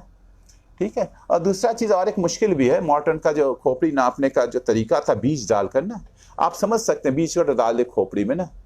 अब खोपड़ी से जब वो बीज को फिर से बाहर निकाल के आप किस सिलेंडर में, मेजरिंग सिलेंडर भर रहे हैं, तो ठीक से नाप हो, तो उस समय आप ठूस रहे हैं उसको, तो आप जानते हैं कि हाँ, उसको थोड़ा सा ठूस के उसका वॉल्यूम को बदला जा सकता है ना। हाँ, इसलिए वो बीज डालकर जो खोपड़ी नापने का पद्धति थोड़ा सा ठीक नहीं था। इसीलिए मॉर्टन के बाद जो लोग आए वो लोग अब हाँ सावधान हो गए ना। अब यहाँ एक दूसरा नाम है, दूसरा नाम है ना। हाँ, ये मौसेरा भाई नहीं थे, इसलिए इनका फर्क था ना, ये डार्विन का मौसेरा भाई नहीं थे। ये हैं सर फ्रांसिस गाल्टन। सर ये सर हैं, डार्विन सर नहीं है, ये आप सोच के रखिएगा ना। हाँ, सर का पद्धति तो आप जानते हैं। हाँ, इंग्लैंड की पद्धति है ना, जहाँ कॉलिन या साधारण में फर्क अभी भी है ना, इसलिए बहुत लोग सर बन जाते हैं ना। हम लोग की तरह सर नहीं बन जाते, वो सर बन जाते हैं, उपाधि है ना। हाँ, तो सर फ्रांसिस गाल्टन। हाँ, सर फ्रांसिस गाल्टन तो एकदम पूरा ब्रिटिश आइल्स को एक ब्यूटी मैप से ये कर दे रहे थे। वो एकदम देख के फटफट पहचानते थे कि हाँ, इसमें कुछ गड़बड़ है, ये घुंघराला बाल है, चपटा चपटा ये चेहरा, ये निकृष्ट है। देखो इसका नाक देखो कितना सुंदर। गाल्टन तक फटफट, गाल्टन साइंटिस्ट थे। गाल्टन एक तो डार्विन के तो हाँ कजिन थे और साइंटिस्ट भी थे। और वो बोलते थे कि देखो भाई, ये लोगों को पता भी लग जाना चाहिए ना। वो क्या करते थे, हाँ बस 3 पेनी दे दीजिए आप। हाँ, गाल्टन के हाँ दुकान नहीं कहेंगे, गाल्टन के क्लिनिक के सामने खड़े हो जाए लाइन लगा के ना, आप जाइए नपवा लीजिए, खोपड़ी नपवा लीजिए। हाँ, और नहीं तो और भी बहुत गाल्टन खोपड़ी से सही बात नहीं कर पा रहे तो आपका हाथ पैर भी नाप देते थे, वो बॉडी को मेजर कर देते थे, और तुरंत हाथों हाथ आपका रिजल्ट आ जाएगा ना। हाँ हाँ, तो इस तरह से एकदम गाल्टन फट फट फट फट सभी का शरीर, और वो जो चीज़ है वही चीज़ हो गया। हाँ, कि गाल्टन एकदम दिखा दिए कि ये फर्क है ना। हाँ, काले लोगों का खोपड़ी छोटा होता है और ये सब गाल्टन, अगर नहीं खोपड़ी जैसे उस समय उस गाल्टन के हाँ उस लाइन में क्यू में बहुत सारे अच्छे अच्छे लोग आए थे, बहुत सारे नामी लोग आए थे। हाँ, उस समय प्रधानमंत्री ग्लैडस्टोन थे, वो भी आए थे। हाँ, ग्लैडस्टोन का क्या हुआ, अब ग्लैडस्टोन का खोपड़ी उतना बड़ा नहीं निकला। अब गाल्टन क्या करेंगे, गाल्टन कुछ नहीं किया। गाल्टन बोले अरे भाई, खोपड़ी सब कुछ नहीं होता, देखो उसका नाक देखो, उसका हाँ देखो सर का कितना सुंदर आकृति है, ये आदमी कभी भी निकृष्ट हो ही नहीं, ये सब कर सकते थे ना। और फिर से हम ये कह रहे हैं, अभी हम लोग गाल्टन को लेकर जितना भी मजाक उड़ाए, गाल्टन बहुत प्रभावशाली थे। एक तो उनका प्रभाव आप देखिए ना, उनका सर का उपाधि मिलना है वो तो मिला ही मिला। गाल्टन का नाम बाद में भी आएगा, साइंटिफिक हलकों में आएगा, जहाँ गाल्टन को बहुत एक ऊंचे दर्जा दिया गया, डार्विन को उतना ऊंचा दर्जा नहीं मिला ना।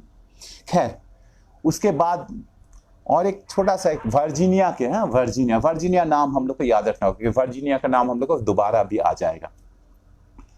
वर्जीनिया में एक फिजिशियन थे ना, सर्जन थे, हाँ, वो रॉबर्ट बीन थे ना। रॉबर्ट बीन, हाँ, वो उनको उतना परेशानी नहीं होता, लावारिस, हाँ, जो लाशें रहती थी, लावारिस लाशें उठा के ले आते थे, उससे खोपड़ी निकाल लेते थे, हाँ, उसका हाँ दिमाग निकाल तोड़ लेते थे। और उनको जो लाशें मिलती थी, हाँ, तो उनको लाशें ज़्यादातर मिलती थी काले लोगों का, वो भी हाँ बीन को कहना था, तो काले लोगों का लाश आसानी से मिल नहीं सकता। काले लोग मरे हुए आदमी का इज्जत करना नहीं जानते हैं, इसलिए लाश उनको ज़्यादा काले लोगों का मिलता था, और वो अपना तरीके से नाप उप के एकदम वो भी दिखा दिए कि हाँ भाई, काले लोगों का हाँ दिमाग छोटा होता है, लोग कम बुद्धि वाले होते हैं। लेकिन असल जो अब एकदम बहुत प्रोफेशनल रूप से आते हैं जो आदमी हैं, वो है पॉल ब्रोका। पॉल ब्रोका को आप एकदम, हाँ, वो प्रोफेसर थे, क्लिनिकल सर्जरी के प्रोफेसर थे ना, और वो अपने एंथ्रोपोलॉजिकल सोसाइटी, पेरिस का एंथ्रोपोलॉजिकल सोसाइटी का संस्थापक थे।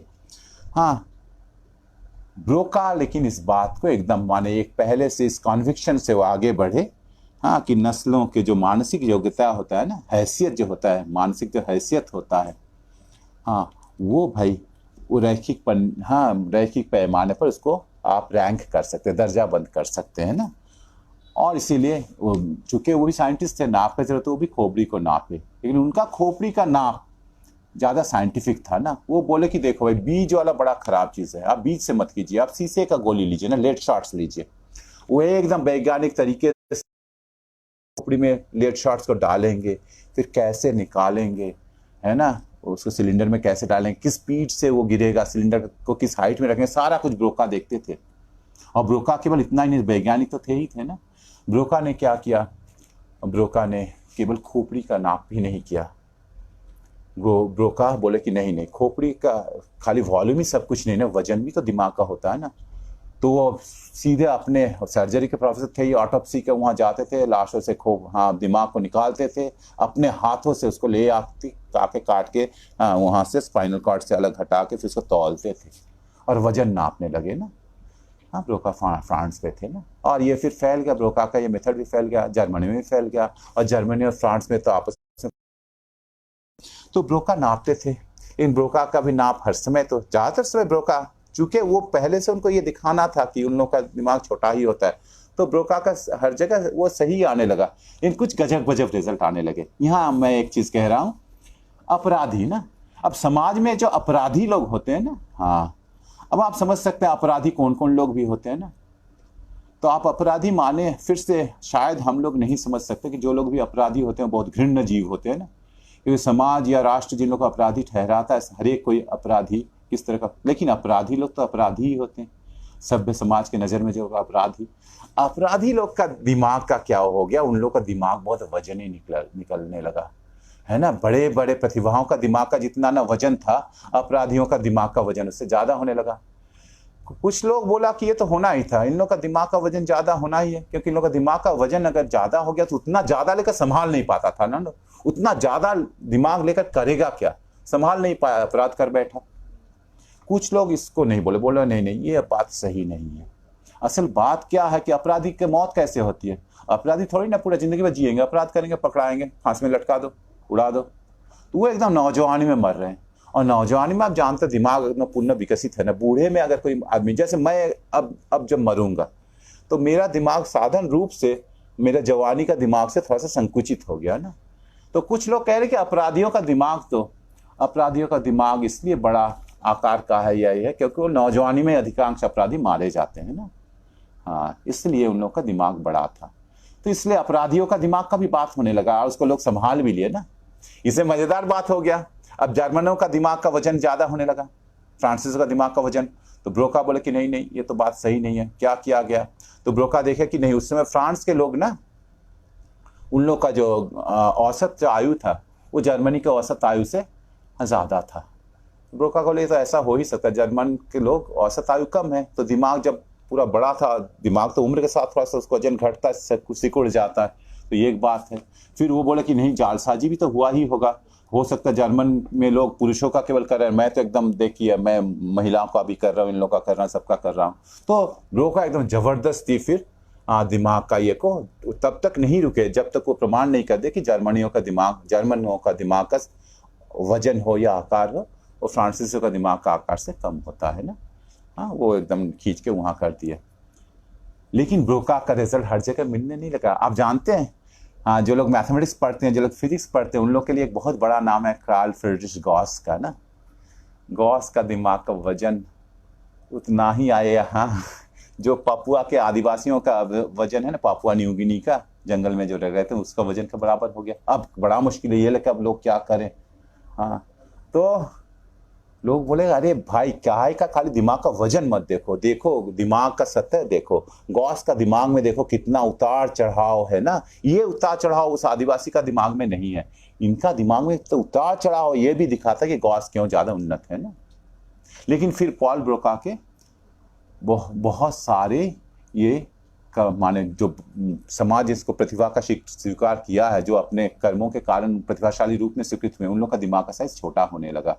तो पॉल ब्रोका कहाँ रुकते, पॉल ब्रोका फिर भी बोले कि देखिए ये तो मानना ही पड़ेगा कि सारे लोग को हम लोग जिन लोगों को प्रतिभाशाली मानते हैं वो चाहे बहुत बड़े प्रोफेसर भी बन गए जालसाजी होंगे, इसलिए कुछ लोगों का तो कम आएगा। और ये मेरा ये वैज्ञानिक तरीका पता चला दिया कि वो लोग सच प्रतिभाशाली नहीं थे। तो ये थे पॉल ब्रोका ना। पॉल ब्रोका एक अध्याय को खत्म करता है ना, क्रैनियोमेट्री। हाँ, क्रैनियोमेट्री माने खोपड़ी का नाप या उसका अंदर का दिमाग का वजन, इसका बात होता है ना। इस वजन में है ना, इस वजन में सबसे ज्यादा वजन आ गया जॉन कुइवर थे ना, हाँ, उनका 1800 कुछ आ गया, 1800 कुछ ग्राम। गॉस का था 1400 कुछ ग्राम ना। और कुइवर वैसा एक आदमी थे जो हाँ एकदम पूरा नस्लवादी थे ना। हाँ, जो वो एकदम उस समय एक हॉटेंटट एक औरत उनकी मौत हुई थी यूरोप में। हाँ, उसका चेहरा देखिए एकदम, माने कुइवर ने कह दिया कि देखो इसका चेहरा पता ही चलता है क्या है, इसका दिमाग क्या है। लेकिन कुइवर का दिमाग बड़ा वजनी दिमाग था ना। तुर्गेनेव के लेकिन उनको भी हरा दिए। तुर्गेनेव का दिमाग का वजन 2000 ग्राम था ना। वहाँ बहुत सारे लोग का दिमाग बहुत छोटा दिमाग है ना। आनातोले फ्रांस का दिमाग बहुत छोटा, बहुत कम वजन का था। वाल्ट व्हिटमैन का दिमाग बहुत कम वजन का था। हाँ, लेकिन खैर धीरे धीरे लोगों को समझ में आने लगा कि क्रैनियोमेट्री सब कुछ नहीं बता पाता है, लेकिन ये विश्वास, ये आस्था कहाँ जाएगा, ये वैज्ञानिक आस्था कहाँ जाएगा कि नस्लों में फर्क रहता ही रहता है ना। क्योंकि आप यहाँ देखिए मारिया मोंटेसरी का नाम लेते हैं, मारिया मोंटेसरी भी, हाँ ठीक है, उनका निश्चित रूप से शैक्षणिक में बहुत सारे योगदान है, लेकिन मारिया मोंटेसरी ब्रोका की बातों को मानती थी। वो अपने छात्रों का दिमाग को खोपड़ी नापती थी, खोपड़ी वो नापती थी ना। वो मानती थी कि अपराधियों का दिमाग में कुछ गड़बड़ है, लेकिन उनके साथ मुश्किल हुआ था क्या कि औरतों का दिमाग छोटा दिमाग हो रहा था। मारिया मोंटेसरी इस बात को मानने वाली नहीं थी। मारिया मोंटेसरी इसका व्याख्या कैसे की? मारिया मोंटेसरी बोली कि मर्दों का दुनिया ना, जबरदस्ती वो लोग ऐसा दिखा दिए ना, ये ऐसा होता नहीं है, औरतों का प्रतिभा में कोई संशय नहीं करना चाहिए, मारिया मोंटेसरी का कहना था। माने हम ये कह रहे हैं, इससे मारिया मोंटेसरी का आप ये नहीं कीजिए, ये जो एक समझ, ये जो विश्वास, ये जो आस्था, ये जो बायस है ना, ये हर लोगों में पाया जाता है, वैज्ञानिक लोगों में भी पाया जाता है यहाँ है। लेकिन हम बहुत सारे नामों के बाद एक, हम क्या आप 10-15 मिनट बात कर सकते हैं? चैट में कोई लिख दीजिए ना, मैं कह दे रहा हूँ। हाँ ठीक है, मैं थोड़ा सा बात कर रहा हूँ ना। यहाँ एक अच्छा नाम है, अल्फ्रेड बिने का नाम है ना, अल्फ्रेड बिने। हाँ, फ्रांसीसी थे, एक बहुत एमिनेंट साइकोलॉजिस्ट थे, है ना। अल्फ्रेड बिने ने ब्रोका का मेथड को अपनाया, खोपड़ियों को नापा, और चूंकि वो भी उसी से ग्रस्त थे ना शुरू में, माने होता इतना दिन से जो चलता आ रहा है, जो चीज़, जो धारणाएं चली आ रही है, वो भी ये मानते थे। शुरू में उनको वही चीज़ आया, वो रिजल्ट आया, हाँ फर्क आने लगा। लेकिन अल्फ्रेड बिने का जो सबसे अच्छा जो ट्रेट था, वो बोले कि ये ऐसा शायद इसलिए हो रहा है कि मैं एक धारणा से ग्रस्त होकर पहले से नाप रहा हूँ ना, और मैं अगर फुल्ली सचेतन होकर फिर नापूं तो फिर शायद रिजल्ट ऐसे नहीं आएगा। और अल्फ्रेड बिने ने फिर से बहुत सारे स्कूलों में गए और जाके खोपड़ी का नाप और सब कुछ किया। अल्फ्रेड बिने ने ये दिखा दिया कि ब्रोका का वो क्रैनियोमेट्री का ये का कोई माने नहीं है। हाँ, ये बात फिर से मैं एक चीज़ कह दे रहा हूँ, क्योंकि ये घमंड अभी भी बहुत लोग करते हैं ना, दिमाग का, मैं जैसे करता हूँ, मेरा दिमाग इतना बड़ा है, मेरा खोपड़ी इतना बड़ा है ना। खोपड़ी का साइज, दिमाग का साइज, दिमाग के कॉन्वोल्यूशंस, इंटेलिजेंस के साथ उसका कोई संबंध नहीं है। अभी तक माने जीव विज्ञान कोई प्रमाण नहीं पाया, ये साफ साफ जान लेना। इसलिए बेहतर मेथड खोजना था ना। और अल्फ्रेड बिने को अब ब्रोका का वो गलत ये पता चल गया। तो अल्फ्रेड बिने फिर दूसरा उपाय खोजे। अल्फ्रेड बिने बच्चों का शिक्षा लेकर बहुत चिंतित रहते थे ना, और ये बात सच है कि कुछ बच्चे, जिसको हम लोग आजकल कहते हैं ना मानसिक रूप से कुछ कमज़ोर, जो थोड़ा सा फिबल है ना, इनका ग्रोथ ठीक से नहीं हो पाया ना, कुछ निश्चित रूप से कुछ प्रॉब्लम है। तो अल्फ्रेड बिने ने एक स्केल बनाया ना, योग्यता का स्केल बनाया ना, कुछ टास्क है ना, कि किस एज में कौन बच्चा उस एज का किस टास्क को कर ले सकता है, कि यंगेस्ट एज क्या होना चाहिए ना, और स्केल बना रहे। हाँ, अब जैसे मान लीजिए कोई 10 साल का बच्चा का, उसका मेधा को देखना है, उसका योग्यता को देखना है, तो क्या करते हैं अल्फ्रेड बिने उसको टास्क देते, एकदम सबसे कम एज का, मान लो 3 साल का एज से शुरू करें। 3 साल का एक बच्चा जिन टास्क को कर सकता है, अल्फ्रेड बिने उस टास्क को उसको दे दिए करने, वो ठीक से कर लिया। फिर 4था साल का वो कर लिया, 5वें साल वाला कर लिया, 6ठे साल वाला कर लिया, करते करते वो 10 साल का, जो उसका असल क्रोनोलॉजिकल एज है 10 साल, और अगर 10 साल का बच्चा के लायक जो टास्क वो कर लेता है, तो उसको IQ क्या हो गया, 100 हो गया ना। IQ उस समय नहीं आता, वो अपना ठीक है, उसका क्रोनोलॉजिकल एज और बिने ने कह रहे हैं मेंटल एज, वो दोनों समान है ना, समान। किसी का ज़्यादा भी थोड़ा सा हो सकता है, वो हो सकता है 10 साल का बच्चा 12 साल का योग्यता का बच्चा का काम भी कर ले रहा है ना। तो फिर वो फ़र्क को अल्फ्रेड बिने ने निकालते थे ना। अब इसमें एक मुश्किल हो गया, अल्फ्रेड बिने के समय वो मेंटल एज और क्रोनोलॉजिकल एज का फ़र्क को वो पहले निकाल रहे थे ना। एक दूसरे एक जर्मन मनोवैज्ञानिक ने, उन्होंने पॉइंट आउट किया, उनका नाम मैं भूल रहा हूँ, उन्होंने कहा कि ये मेथड ठीक नहीं है। जैसे मान लो कि 4 साल का एक बच्चा है, उसका क्रोनोलॉजिकल एज 4 साल है और उसका मेंटल एज 2 साल है, फ़र्क 2 साल का हो गया। अब एक 15 साल का बच्चा है, उसका क्रोनोलॉजिकल एज 15 साल है, लेकिन वो 13 साल का बच्चे का योग्यता मेंटल एज का, उसका मेंटल एज है 13 साल, फ़र्क तो 2 ही साल का हुआ। लेकिन हम समझ सकते हैं एक 4 साल का बच्चा अगर 2 साल का बच्चे की तरह उसका मानसिक विकास हो पाया है, वो थोड़ा सा उस पर ध्यान ज़्यादा देना चाहिए ना। तो वो दूसरे ये जो कहे वो बोले कि नहीं भाई, हाँ घटाना नहीं चाहिए ना। आप क्या कीजिए, मेंटल एज को आप क्रोनिकल एज से भाग दीजिए ना, भाग दीजिए और परसेंटेज बेनिफिट निकाल लीजिए। इसी तरह से आईक्यू का, इंटेलिजेंस क्वोशिएंट का बात आया ना, इंटेलिजेंस आईक्यू जो हम लोग कहते हैं, आईक्यू इसी तरह से आया ना, इंटेलिजेंस क्वोशिएंट, मेंटल एज हाँ बटा क्रोनिकल एज है ना, और इंटू 100%। तो इतना आ गया, इतना हो गया ना उसको, नहीं तो पॉइंट में आएगा बहुत मुश्किल होगा ना आईक्यू। लेकिन विनय का बात हम लोग इसलिए कर रहे हैं और करना बहुत ज़रूरी है कि विनय ने इसे कभी भी एक एक छाप के रूप में नहीं, दाग नहीं दे रहे बच्चों को। विनय कह रहे हैं कि ये हाँ सामान्य बच्चों के लिए ज़रूरत भी नहीं है ना, ये उन लोगों के लिए हम लोग को थोड़ा सा जानने का उपाय होना चाहिए कि जो बच्चा का मानसिक विकास था, जिसको सहायता की जरूरत है। विनय ये मानते थे कि सबको अगर हाँ थोड़ा सा अच्छे से मौका दिया जाए, उसके लिए अलग तरह से शिक्षा का व्यवस्था किया जाए, सभी का मेंटल एज को बढ़ाया जा सकता है ना। कुछ लोगों का सहायता की जरूरत है। किन लोगों का सहायता की जरूरत है वो जानने के लिए विनय ने ये किया था। विनय कदापि इसको नहीं मानते थे कि ये कुछ ऐसा चीज है हाँ जो आपका हैसियत को, मानसिक हैसियत को नाप सके। हाँ विनय इसके लिए हमेशा कोशिश करते थे, इसके लिए हमेशा लड़ते रहे, है ना। हाँ लेकिन ये बात अब हाँ विनय के पास नहीं रहा, ये अब चला गया उस महान देश अमेरिका में चला गया ना। हाँ अमेरिका महान देश फिर हम व्यंग नहीं करें, लेकिन अभी यहाँ से तो कितने सारे बच्चे अभी जो आईआईटी का बच्चे हाँ जो अभी बहुत जिन लोगों का आईआईटी का परीक्षा देना ही देना तो एकदम परेशान है, उन लोग का 1 साल नष्ट हो जाएगा। बाकी सारे बच्चों का जो लोग सरकारी स्कूल में पढ़ते हैं उन लोग का क्या, उन लोग का 1 साल का कोई हैसियत थोड़ी ना, वो तो हीन दर्जे के हैं ना। बाकी लोग का जिन लोग का विदेशों में जाना ये जाना है ना, हाँ यूएस में जाना है, उन लोग का 1 साल खत्म हो जा रहा है ना, तो बहुत मुश्किल है। और भी इसके पीछे बहुत सारे कारण हैं। खैर तो अमेरिका में पहुंच गया, स्टैनफोर्ड यूनिवर्सिटी के एक प्रोफेसर ने, लुइस टर्मन ने उसको ले चले गए अमेरिका में। हाँ उसके पहले टर्मन के पहले गॉर्डर्ड है, हाँ H.H. गॉर्डर्ड ले गए ना।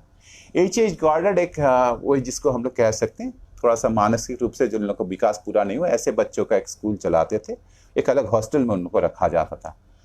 और गॉर्डर्ड को भी ये विश्वास था, हाँ गॉर्डर्ड को ये एकदम, आप देखिए बात कहाँ से खराब हो रही है। गॉर्डर्ड जैसे आगासी लोगों का विश्वास था, ऐसे गॉर्डर्ड लोगों का भी विश्वास था कि अगर कोई इंसान को हम देखते हैं समाज के एकदम निम्नतम पायदान में, तो गॉर्डर्ड जैसे लोग क्या कहते हैं कि वो एकदम ठीक है, वो एकदम रैशनल है। क्यों रैशनल है? क्योंकि वो आदमी क्यों समाज के एकदम नीचे, आर्थिक रूप से सामाजिक रूप से सबसे नीचे पायदान में, उसका नियति उसको ले गया। नियति माने वो जन्मजात रूप से, अब इसमें अगर अनडेमोक्रेटिक ये का बात करें, नेचर को आप दोष दे सकते हैं, वो जन्मजात उसका वो हेरिडिटरी के, उसका आईक्यू हेरिडिटरी कम है, वो जन्म से उसको ऐसा मिला, कर क्या सकता है, इसको हम बदल नहीं सकते ना। तो समाज का ये जो चीज़ ना हेरिडिटरी बना देना, और हेरिडिटरी खाली बनाना नहीं, इतना भी नहीं है, उसको एक नंबर से सूचित, आईक्यू एक बहुत अच्छा एक नंबर से एकदम दिखा देना कि ये नंबर दिखा दे रहा उसका हैसियत। हाँ इसके लिए उसको क्या किया जाए, तो वहाँ बहुत मुश्किल था। हाँ वो समय था ना, वर्ल्ड वॉर 1 खत्म हुआ था ना, इमिग्रेशन बहुत हो रहा था, बाहर से आते, मेक्सिको से लोग आते, ये लोग आते, सभी लोग आ रहे थे, बहुत मुश्किल का वो दौर था ना।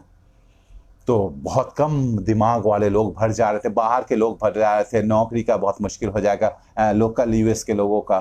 तो हावर्ड ने एक बहुत अद्भुत शब्द निकाला ना, जो शब्द हावर्ड के पहले किसी ने निकाला था, मोरॉन। हावर्ड के समय तब हो गया क्या, 3 स्तर में बढ़ गया। क्या है? सबसे नीचे है इडियट, मेंटल एज, शायद हम हमारे साइकोलॉजिस्ट लोग बाद में हमको सुधार देंगे, शायद उन लोग का मेंटल एज शायद 3 या वो ऐसा कुछ होगा। आप इडियट के कुछ ऊपर के हैं तो इम्बेसाइल आप हैं, और इम्बेसाइल से ऊपर हैं तो आप मोरॉन हैं। अब हावर्ड को इस मोरॉन लोगों के साथ बहुत प्रॉब्लम हो गया ना। वो क्या, देखिए इडियट और इम्बेसाइल लोगों से कोई ऐसा खतरा नहीं है ना, क्योंकि इडियोसी जो है ना, वो जो हेरिटेज जो चीज़ है, आईक्यू बहुत लो, ये आईक्यू ना, वो मेंडल का सहारा लिए, वो बोले ये एक रिसेसिव ये है ना, रिसेसिव ट्रेट है, ये अगले पीढ़ी में ही जाएगा, ऐसा कोई जरूरत नहीं, उतना सोचना नहीं है, ज़्यादा वो पीढ़ी चला भी नहीं पाएगा, वो तो वहाँ हो गया, बेचारा करेगा क्या। मोरॉन लोग से बड़ा खतरा है। लेकिन इसमें एक पॉलिटिकल इंटेंट था। असल बात क्या है, लोग ये मान लेते थे हाँ कि ये जो इडियट्स हैं, इम्बिसाइल्स हैं, लो आईक्यू वाले, वो क्यों है, वो समाज में लोगों का जरूरत है ना भाई। कौन मशीन चलाएगा, कौन सारे हाथ का काम करेगा, कौन मेहनत करेगा, शरीर का मेहनत कौन लोग करेगा। इसलिए आप इडियट इम्बिसाइल को तो हटा नहीं सकते। हाँ तो हार्वर्ड कैसे उन लोग को हटा देते नहीं, लेकिन हार्वर्ड को मानते थे कि इन लोग का तो कुछ अपने है, कुछ ऊपर कंट्रोल ही नहीं है। हाँ, ये लोग अपने को संभाल भी नहीं पाएंगे। और मोरन लोग से क्या खतरा था? मोरन लोग से खतरा था कि मोरन लोग भी तो मोरन ही है, पूरा इंटेलिजेंट तो है नहीं। तो मोरन जब किसी के साथ मिलकर बच्चा पैदा करेगा तो क्या करेगा? वो बच्चा भी तो ऐसा ही होगा, वो बच्चा भी मोरन होगा। धीरे धीरे अमेरिका का जो महान देश है ना, वो एकदम निर्बोध लोगों से भर जाएगा, मोरन से भर जाएगा ना। हार्वर्ड सीधा सीधा तो नहीं कर सकते थे कि इन लोगों को स्टरलाइज कर दो, जबकि उस महान देश में ये भी हुआ है ना। हाँ, 90 हम उस कहानी के एकदम अंत में आ जाएंगे ना। हाँ, हार्वर्ड को मोरन से सबसे ज्यादा मुश्किल था। खैर, उसके बाद जो नाम हम लोग जिनका नाम कर रहे थे वो है लुईस टर्मन ना। लुईस टर्मन स्टैनफोर्ड के प्रोफेसर थे। स्टैनफोर्ड से उन्होंने शिक्षा पाई थी, और वो बिने के स्केल को स्टैनफोर्ड बिने का स्केल में हो गया। अब हम लोग जो भी आईक्यू का स्केल का जानते हैं ना, स्टैनफोर्ड बिने आईक्यू का स्केल है, एकदम स्टैंडर्ड स्केल है ना। टर्मन के समय में कुकुर मुत्ते की तरह मेंटल टेस्ट के लिए प्राइवेट सब एजेंसीज खड़े हो गए ना, एकदम सस्ता में करा लो मेंटल टेस्ट। हाँ, टर्मन एकदम फैला दिए। हाँ, इस बात को एकदम ये करने के लिए कि देखो भाई, ये चाहे जितना भी कर लो, एक नंबर है, एकदम एक नंबर है। जो नंबर क्या करता है, आपका हैसियत को दिखा देता है। और आपका हैसियत आपको पता ही चल जा रहा है, आप बाद में क्यों परेशान होगे? ज्यादा पढ़ाई वढ़ाई मत कीजिए, आपके लिए जो काम है वो आप काम कर लीजिए। आपको समाज अगर नीचे रखा है तो आप क्या कर दीजिएगा? आप जन्म से वैसे है, उसमें हम लोग का क्या दोष है ना। टर्मन ने ये किया, उससे भी भयावह काम किया। फिर यर्क्स ने क्या किया? फौज में इमिग्रेंट्स बहुत आ रहे थे, बाहर से भी आ रहे थे, तो फौज में यर्क्स ने क्या किया? 2 तरह का टेस्ट, अल्फा टेस्ट और बीटा टेस्ट करवा दिया। और अल्फा टेस्ट और बीटा टेस्ट में क्या हो गया?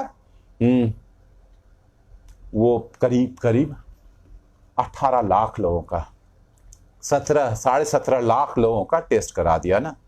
और जो टेस्ट करा के दिखाना था, ये टेस्ट बहुत ये आप समझ नहीं सकते हैं। जो मान लीजिए आप मेक्सिको से, आप स्पेनिश बोलते हैं, आपको जो टेस्ट है खट इंस्ट्रक्शन, ये करो, सारा कुछ अंग्रेजी में करो, समझेगा कि क्या करेगा ना। वो 2 तरह का स्केल रखता है, अल्फा स्केल में आपको सवाल दिया जाएगा, लिखित सवाल दिया जाएगा। बीटा वाले तो थोड़ा सा ऐसे ही है, बीटा लोगों को कैसा टेस्ट मिलेगा, उन लोगों को चित्र में दिया जाएगा, लेकिन इंस्ट्रक्शन वगैरह ऐसे दिया जाएगा, कुछ कर भी नहीं सकता है ना। और ऐसा कैसा सा क्वेश्चन आता, जानते हैं? ऐसा क्वेश्चन आता था, बोला तो भाई, एक निग्रो का कै ठो पैर होता है? 4 ठो के होता है कि 7 ठो होता है कि 3 ठो होता है कि 2 ठो होता है? बोलो। हाँ, तो वो किसी का उसका ससुर कौन था, ससुर का पोता कौन था, ससुर का फुफेरा भाई कौन था, ऐसा क्वेश्चन आता था, सिंटेंस टेस्ट होता था। माने फिर ये एस्टैब्लिश करना था ना, because they have got a number, Stanford बिने आईक्यू, वो नंबर से लोग दिखा सकते थे ना। ये जो आईक्यू पर ये लोग इतना जोर देते थे, इसमें 2 नाम है। वो नाम फिर हम लोग को ले जाता है, इंग्लैंड में ले जाता है। वो है, एक है आपका चार्ल्स स्पीयरमैन, और एक है सर सिरिल बर्ट ना। चार्ल्स स्पीयरमैन भी बहुत पहले से उनका दिमाग, ये दोनों ही क्या थे? चार्ल्स स्पीयरमैन पहले साइकोलॉजी के प्रोफेसर थे, बहुत एकदम सीनियर प्रोफेसर थे ना। और उसके बाद चार्ल्स स्पीयरमैन के बाद सिरिल बर्ट उस पद में गए ना। चार्ल्स स्पीयरमैन भी यही चीज मानते थे, बहुत तरह से टेस्ट करते थे, लेकिन वो टेस्ट सही तो वो एक नया तरीका निकाले, जो ठीक वो नहीं निकाले दूसरे क्षेत्र में। पियर्सन का आप बहुत समय रिग्रेशन का फॉर्मूला जानते हैं, आर से दिखाया जाता है ना, कोरिलेशन दिखाने के लिए पियर्सन फॉर्मूला, बहुत लोग जो लोग स्टैटिस्टिक्स पढ़ते हैं वो लोग तो जानते हैं ना। चार्ल्स स्पीयरमैन का क्या काम था? चार्ल्स स्पीयरमैन उसी चीज को मेधा के साथ जोड़ दिए, और वो एक नया पद्धति निकाली, स्टैटिस्टिक्स का पद्धति, फैक्टर एनालिसिस ना। और वो बहुत अच्छे से फैक्टर एनालिसिस से फैक्टर्स में बांटकर फिर उससे एक जनरल इंटेलिजेंस का एक नंबर निकाले, जिसको जी कहते हैं, स्पीयरमैन्स जी है ना, जनरल इंटेलिजेंस ना। और वो वी गॉट द नंबर। अब इस नंबर से क्या करेगा? आप किसी आदमी का हैसियत का एकदम दिखा दे सकते, तो तुम्हारा हैसियत ये है, अब तुम्हारा समाज में तुम ये करोगे तो उसमें तुम अभियोग नहीं करना, स्पीयरमैन्स जी। वो समय था कि साइकोलॉजी को लोग और सब साइंस के साथ एक तरह का दर्जा अभी भी बहुत लोग देने में हिचकिचाते हैं। और स्पीयरमैन के समय में स्पीयरमैन को भी इसका एहसास था।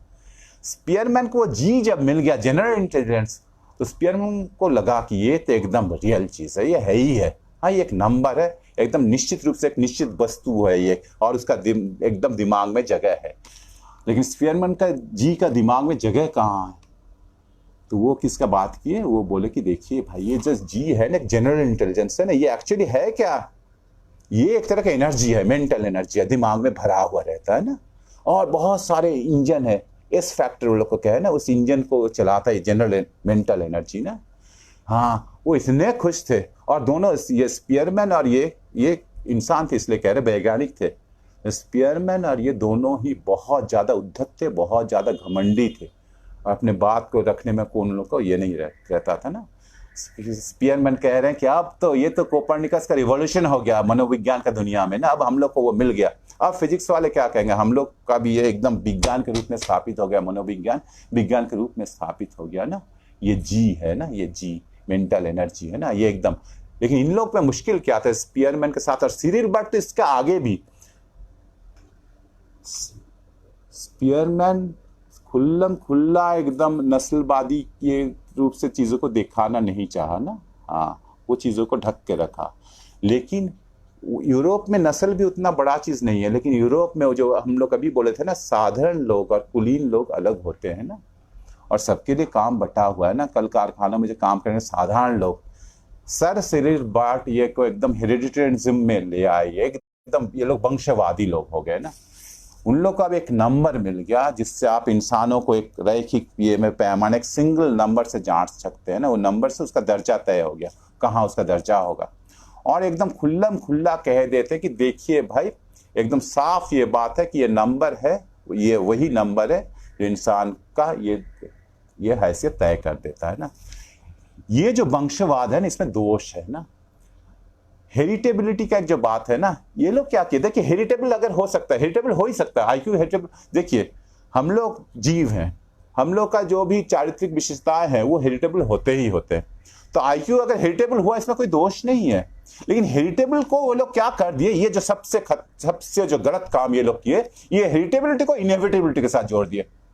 इम्यूटेबल, जो अपरिवर्तनीय है, ये एकदम इसको कोई बदल नहीं सकता, एकदम लकीर है, ये लकीर खींच दिया गया, हो गया, प्रकृति खींच दिया, आप ऐसे लेके जन्म लिया है ना। ये बात हो नहीं सकता है ना। जैसे सोचिए ना, मेरा ये हेरिटेबल दोष नहीं है, लेकिन बहुत सारे बच्चे, उन लोग का आंख खराब होती है, वो जन्मजात रूप से खराब होती है, जाओ डॉक्टर से दिखा लो, चश्मा पहन लो, वो हेरिटेबल दोष दूर हो गया ना, दूर हो गया ना। हेरिटेबल होने का मतलब कभी भी नहीं होता कि वो चेंज नहीं हो सकता ना। एक बहुत लो आईक्यू का बच्चा है, ठीक है, उसका लो आईक्यू पता चल गया, उसको आप ठीक तरह से उसको ठीक तरह से पढ़ाई, उसके लिए अलग तरीके से पढ़ाई, उसके लिए अलग तरीके से ध्यान दिए, उसको सही एक परिवेश दीजिए, हो ही सकता है कि उसका आईक्यू बढ़ जाएगा। नहीं भी बढ़ सकता, अलग चीज है। लेकिन जनरल आप ये कह ही नहीं सकते, जनरल आप ये नहीं कह सकते कि हाँ बस लो आईक्यू तो खत्म है, ये दूसरा। वो लोग क्या गलत करते हैं, ये करने का भी है, वो लोग अपने लीजिए है ना, आईक्यू हेरिडिटरी है कि नहीं, वो दिखाने के लिए क्या करेंगे, जैसे मेरा आईक्यू कितना है देख लिया जाए, मेरी बेटी का आईक्यू कितना है देख लिया जाए, नहीं देखेंगे, एक पत्नी तो हमारे उसके नहीं है ना। हाँ, तो फिर मिला के देख लेते हैं ना। तो एक ग्रुप हो ही सकता है ना, कोई कम आईक्यू का थोड़ा सकता है, कोई ज्यादा आईक्यू का, ये रिलेटिव्स में होता है। या मान ली उस बच्चे का जो गोद लिया हुआ बच्चा है, तो उसको देखेंगे, हाँ उसका आप बायोलॉजिकल माता पिता को खोज के उसका आईक्यू के साथ मिलाएंगे, और जो गोद लिए उन लोग का आईक्यू के साथ मिलाएंगे। हाँ, ये आईक्यू के साथ मिला के हम लोग कंपेयर करके देखेंगे कि क्या हो रहा है ना। हाँ, एक ग्रुप में, एक होमोजीनियस ग्रुप में ये वेरिएशन हो ही सकता है। इन लोग का क्या अपराध था, ये लोग इसको पूरा ग्रुप्स का एवरेज आईक्यू का फर्क के रूप में दिखा दिए। एक सोचिए ना, व्हाइट्स का मान लीजिए, व्हाइट्स का ग्रुप में आप आईक्यू का फर्क दिखा रहे, वेरिएशन हो सकता है ग्रुप में ना। लेकिन उसी तरह से ब्लैक्स का ग्रुप में भी कोई ज्यादा आईक्यू का होगा, कोई कम आईक्यू का होगा, आप उसको, हाँ, लेकिन उसके बाद आप कह रहे हैं कि नहीं, औसत निकाल के आप एकदम पूरा बोल रहे हैं ब्लैक लोगों का आईक्यू कम होता है और इन लोगों का आईक्यू ज्यादा होता है। आप इंडिविजुअल्स का आईक्यू का वेरिएशन को, वो एक अलग फेनोमेनन है, और आप दो ग्रुप का आईक्यू का एवरेज आईक्यू को कंपेयर करके नहीं कह सकते कि वो आप इस आईक्यू का वेरिएशन को ग्रुप का एवरेज आईक्यू का कंपैरिजन में बदल नहीं दे सकते। ये लोग करते हैं ना, ये उन लोग का अपराध है ना। आप सोचिए ना, जैसे सोचिए आप अमेरिकन लोगों का औसत हाइट का बात कर लीजिए, मान लीजिए 5 फुट 9 इंच है, मान लीजिए एवरेज औसत हाइट 5 फुट 9 इंच है। और भारत में मैं जैसे एक गांव में जाता था, मुसहर के बच्चों को पढ़ाता था ना, सभी नाटे नाटे कद के ना, बस बहुत नाटे कद के है ना उन लोग में, लेकिन कोई कोई लंबा हो जाएगा, कोई लंबा होगा, कोई तिगना होगा, कोई ये होगा ना। इससे क्या प्रमाण होता है? हाँ ठीक है, हर एक में वेरिएशन होता है। अब अमेरिका में जैसे सभी कोई लंबे नहीं तो औसत ये होगा। लेकिन इससे ये कह देना कि ये देखिए ये लोग तो, हाँ ये लोग नाटे लोग होते ही हैं, और नाटा लंबा होना एक हेरिडिटरी है, वो लोग लंबे होते हैं। ये एकदम अवैज्ञानिक चीज है, क्योंकि अगर ये लोग, हाँ कई पीढ़ियों से अपुष्टि का शिकार हैं, कितने पीढ़ियों से अपुष्टि का शिकार हैं, इन लोगों का सही पुष्टि मिले और सभी कुछ ठीक से मिले, सब कुछ मिले, खाना पीना ठीक से मिले, सही बात ये मिले, परिवेश मिले, हाँ ये एकदम निश्चित रूप से हो सकता है। हाँ इनकी कई पीढ़ियों के बाद इन लोगों का भी औसत लंबाई बढ़ जाए, और ऐसा भी हो सकता है, ऐसा हो ही सकता है कि सही रूप से अगर सब कुछ मिले तो कई पीढ़ियों के बाद इन लोगों का औसत हाइट हो सकता है अमेरिका का औसत हाइट से ज्यादा हो जाए। ये जो हेरिटेबिलिटी को ये लोग दो चीज से इक्वेट करें, कि इनएविटेबिलिटी और क्या है, एक ही ग्रुप का जो होमोजेनस ग्रुप का जो वेरिएशन है आईक्यू का वेरिएशन, उससे आप दो अलग अलग ग्रुप्स का, व्हाइट और ब्लैक का औसत आईक्यू का जो कंपेयर करते, ये गलत बात है ना। तो ये स्पीयरमैन और इसमें दोषी है ना। एक सिंगल नंबर को ये लोग खोज लिए जिससे आप हैसियत को ये कर देंगे ना। तो उसके बाद अमेरिका में थर्स्टोन आते हैं, ये 1930s की बात है। हाँ वो जो डिप्रेशन का बाद था, हाँ वो जो मंदी जिसको पहले, अब तो हम लोग उससे आदी हो गए, उससे भी बड़ा बड़ा मंदी में अब हम लोग गुजर रहे हैं, लेकिन वो मंदी का ऐतिहासिक मंदी पहले था ना। कुछ साल पहले भी हम लोग जब भी मंदी का बात करते हैं, हम लोग होते 1930 का मंदी का बात करो। थर्स्टन उस समय क्या अमेरिकी है ना, थर्स्टन को स्पीयरमैन का जी पर विश्वास ही नहीं था।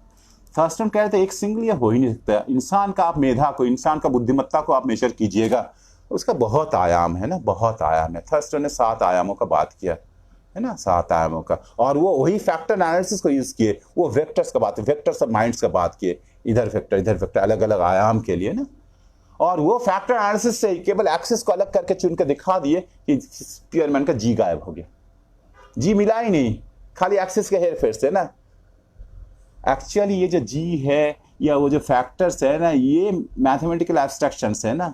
ये लोग क्या किए, जो लोग ये लोग क्या किए, स्पीयरमैन किए, और इसमें ये लोग भी थर्स्टन भी किए, ये लोग क्या किए, इसको एक असल वस्तु मान लिए। इसको हम लोग क्या कहते हैं, रीइफिकेशन। माने क्या हो गया, होता है क्या, ये एक जनमानस है, कोई एक नाम आप डाल दीजिए, कोई नाम जब मिल गया, लोग उस नाम के पीछे एक वस्तु को कल्पना कर लेंगे, उसका एकदम स्वतंत्र अस्तित्व का कल्पना कर लेंगे। और अगर ऐसा कोई वस्तु नहीं मिला जिसको उस नाम से पुकारा जा सके, तो लोग क्या कर देते हैं, लोग बोलते थे कि ये बहुत ही रहस्यमय है, उस रहस्य का जाल का पीछे वो वस्तु है, उसको देखना बहुत मुश्किल है, उसके लिए हम लोग को बहुत मुश्किलें उठानी पड़ेगी ना। इसको कहते हैं रीइफिकेशन ना। हाँ इसको हम लोग कह सकते हैं एक तरह से तथास्तु ना। हाँ ठीक है, ये है, हाँ ऐसा ही हो, ये है।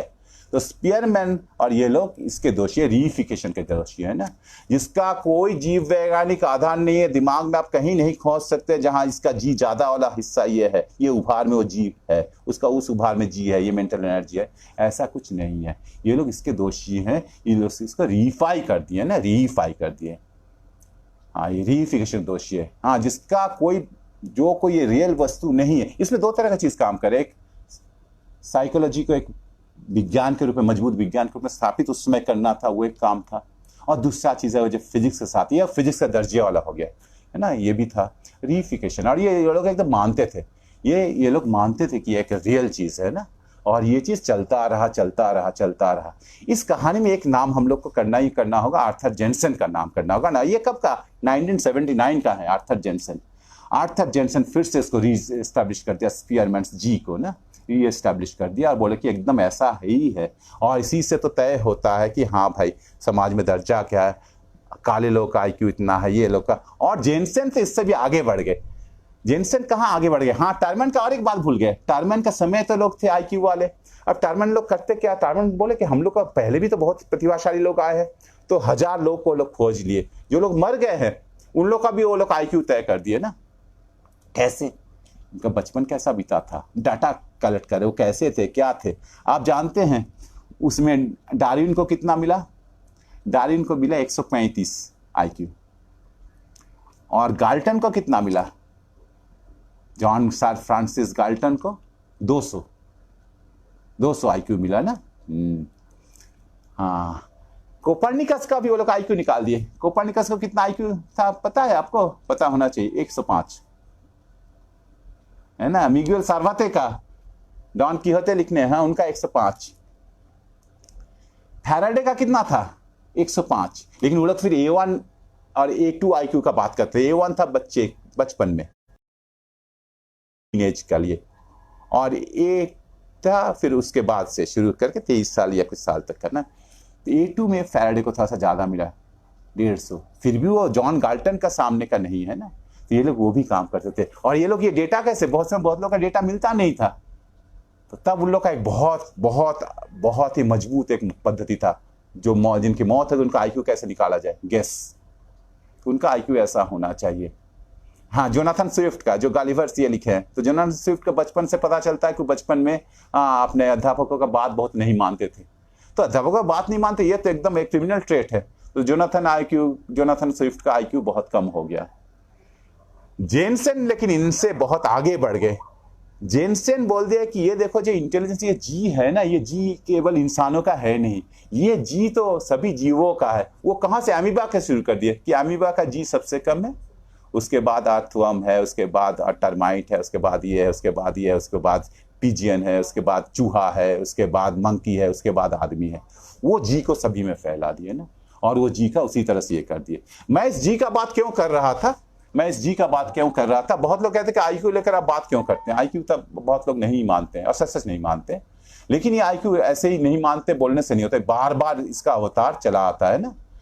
1994 में एक आया, मारे और हर्नस्टाइन का बेल कर्व फिर वैसा ही आया एकदम, फिर से वो स्पीयरमैन का जी को उखाड़ के ले आया ना। वो दिखा दिया कि काले लोगों का और गोरे लोगों का बीच में 15 पॉइंट का आईक्यू में फर्क है। हाँ, उसका 2 भाग है। एक भाग तो वही कहता है, क्या है कि देखो भाई, अगर कोई मान लो बाई एक्सीडेंट कोई आदमी एक ठीक है अमीर परिवार में ही पैदा हो गया, समाज के ऊंचे पायदान में है, या उसको कुछ कहीं से कोई गोद ले लिया बहुत अमीर आदमी, वो हाँ ठीक है, उसका मेधा तक बात है, वो ऐसे ही उस समाज के ऊपर। और समाज के नीचे भी तबके के बहुत है, हाँ, उन लोग का बहुत टैलेंटेड होंगे, लेकिन हैसियत नहीं कि टैलेंट को प्रकाश करें।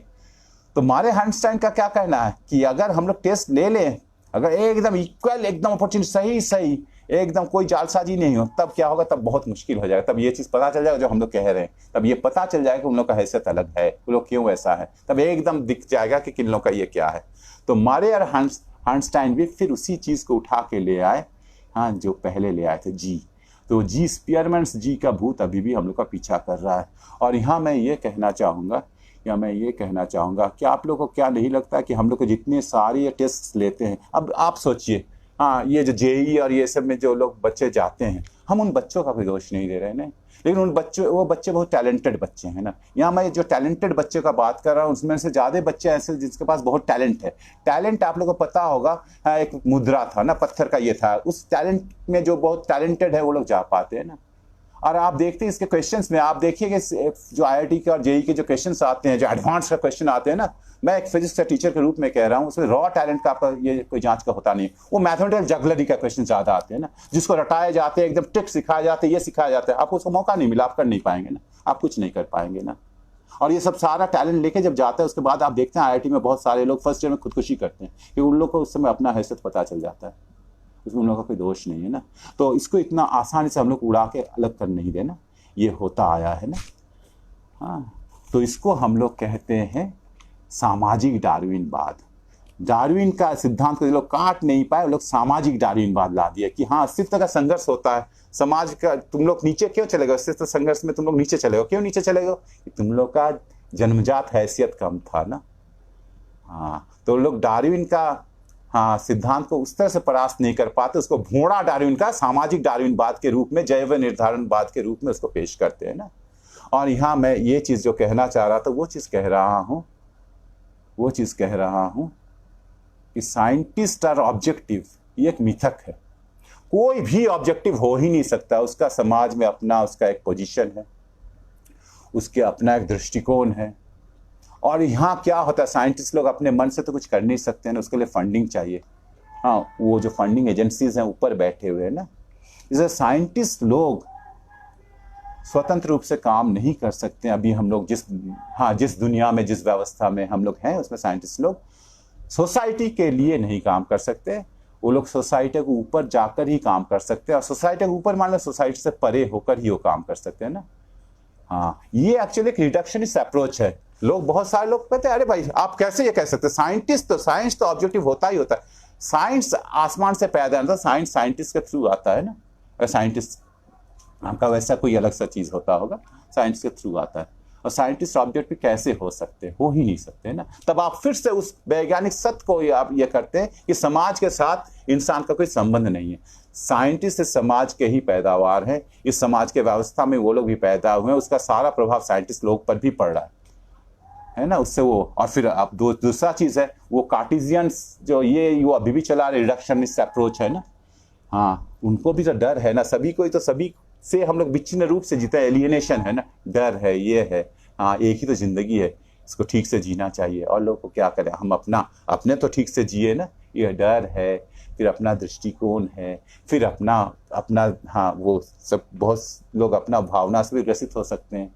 सभी कुछ लेकर साइंटिस्ट लोग कभी भी ऑब्जेक्टिव रूप से कोई भी नहीं, चाहे आपका दृष्टिकोण कोई भी हो, आपका दृष्टिकोण का बात, आपका दृष्टिकोण गलत है कि सही है वो नहीं कह रहे, लेकिन साइंटिस्ट लोग ऑब्जेक्टिव होते हैं। ये एक सिंपल मिथक है, हो ही नहीं सकता। ये ना कभी हुआ है, ना कभी हो सकता है ना।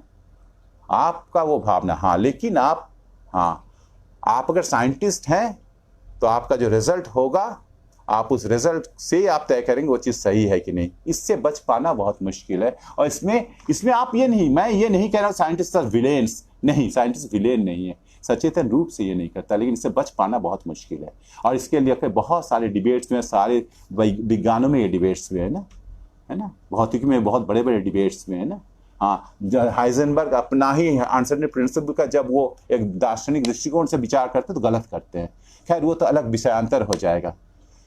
मैं आज यहाँ अपना बात को खत्म कर रहा हूँ। अगर लोगों को प्रश्न है, मुझे असल बात 2 चीज पढ़ना था, लेकिन मैं आज नहीं पढ़ूंगा क्योंकि बहुत समय फिर हो गया, 1.5 घंटा आज भी हो गया। आप लोग को जो प्रश्न करना है कीजिए।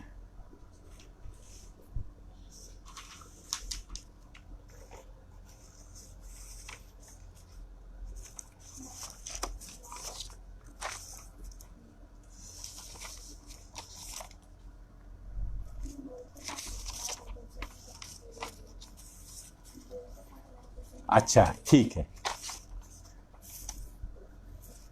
डार्विन ना 1859 में लिखते हैं, है ना, हाँ, कि वो कहाँ गया वो कागज।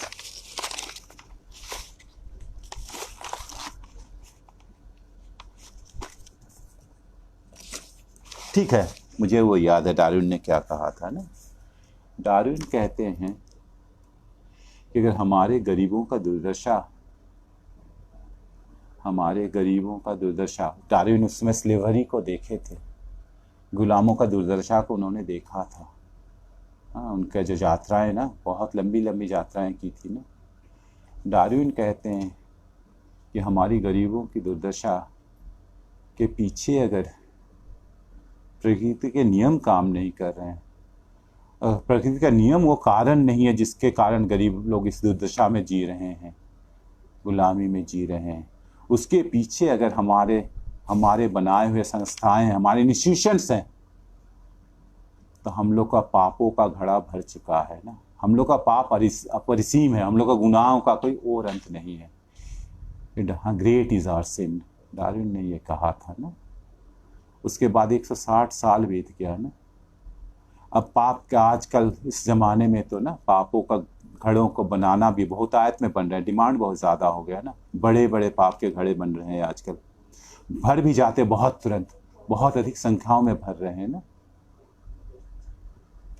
जिस चीज़ के लिए मैं आप लोग से बात करना, मैं यहाँ जो आप लोगों से बात कर रहा हूँ, मेरे बातों में बहुत सारी भ्रांतियाँ हो सकती हैं, और मैं उसको मान भी ले सकता हूँ, लेकिन मैं इन बातों को इस तरह से इसलिए कर रहा हूँ, मैं ये चीज़ कहना चाह रहा हूँ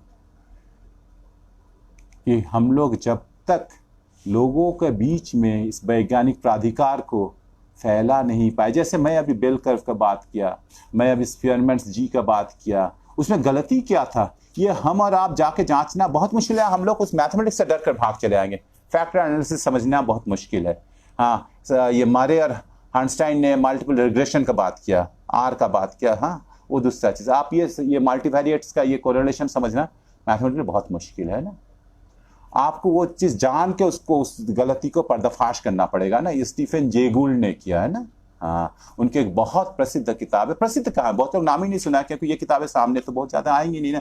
miss measure of man, miss measure of man ना, इंसान को गलत तरीके से, इंसान को कैसे नापा जा रहा है ना।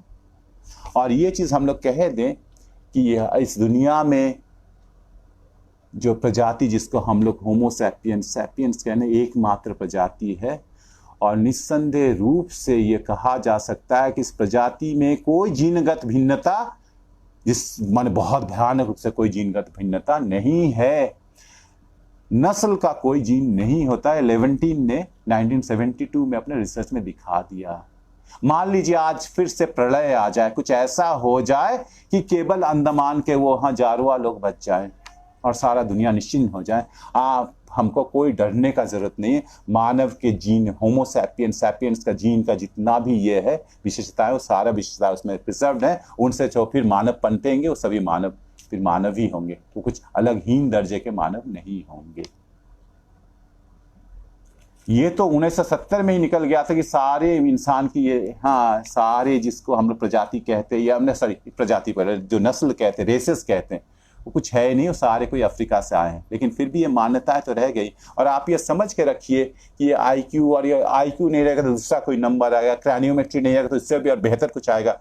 विज्ञान तो आगे बढ़ रहा है और विज्ञान को इस गलत तरीके से इस्तेमाल भी चलता ही जाएगा। इसलिए जब तक विज्ञान आम लोगों का प्राधिकार नहीं बन जाता है, वो लोग विज्ञान को व्यवहार नहीं करते हैं, है ना, वह ऐसा कोई आदमी आए और सभी कुछ को गलत जो हो रहा है उस गलत को दिखाए कि ये गलत हो रहा है, उसका गलत इस्तेमाल हो रहा है, उसको दिखाने के लिए लोगों को आगे आना पड़ेगा ना।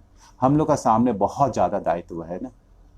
अगर साइंटिस्ट फॉर सोसाइटी ये नाम सार्थक नाम है, तो साइंटिस्ट फॉर सोसाइटी बनने के लिए सबसे पहले साइंस को प्राधिकार बनाना होगा।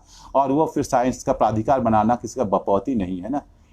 साइंस एक सामाजिक, मानवीय सामाजिक गतिविधि है ना, सभी का उसमें प्राधिकार है ना। ये हम लोगों को लोगों तक, सभी लोगों तक पहुंचाना बहुत ज़रूरी है। हाँ, होता है क्वेश्चन?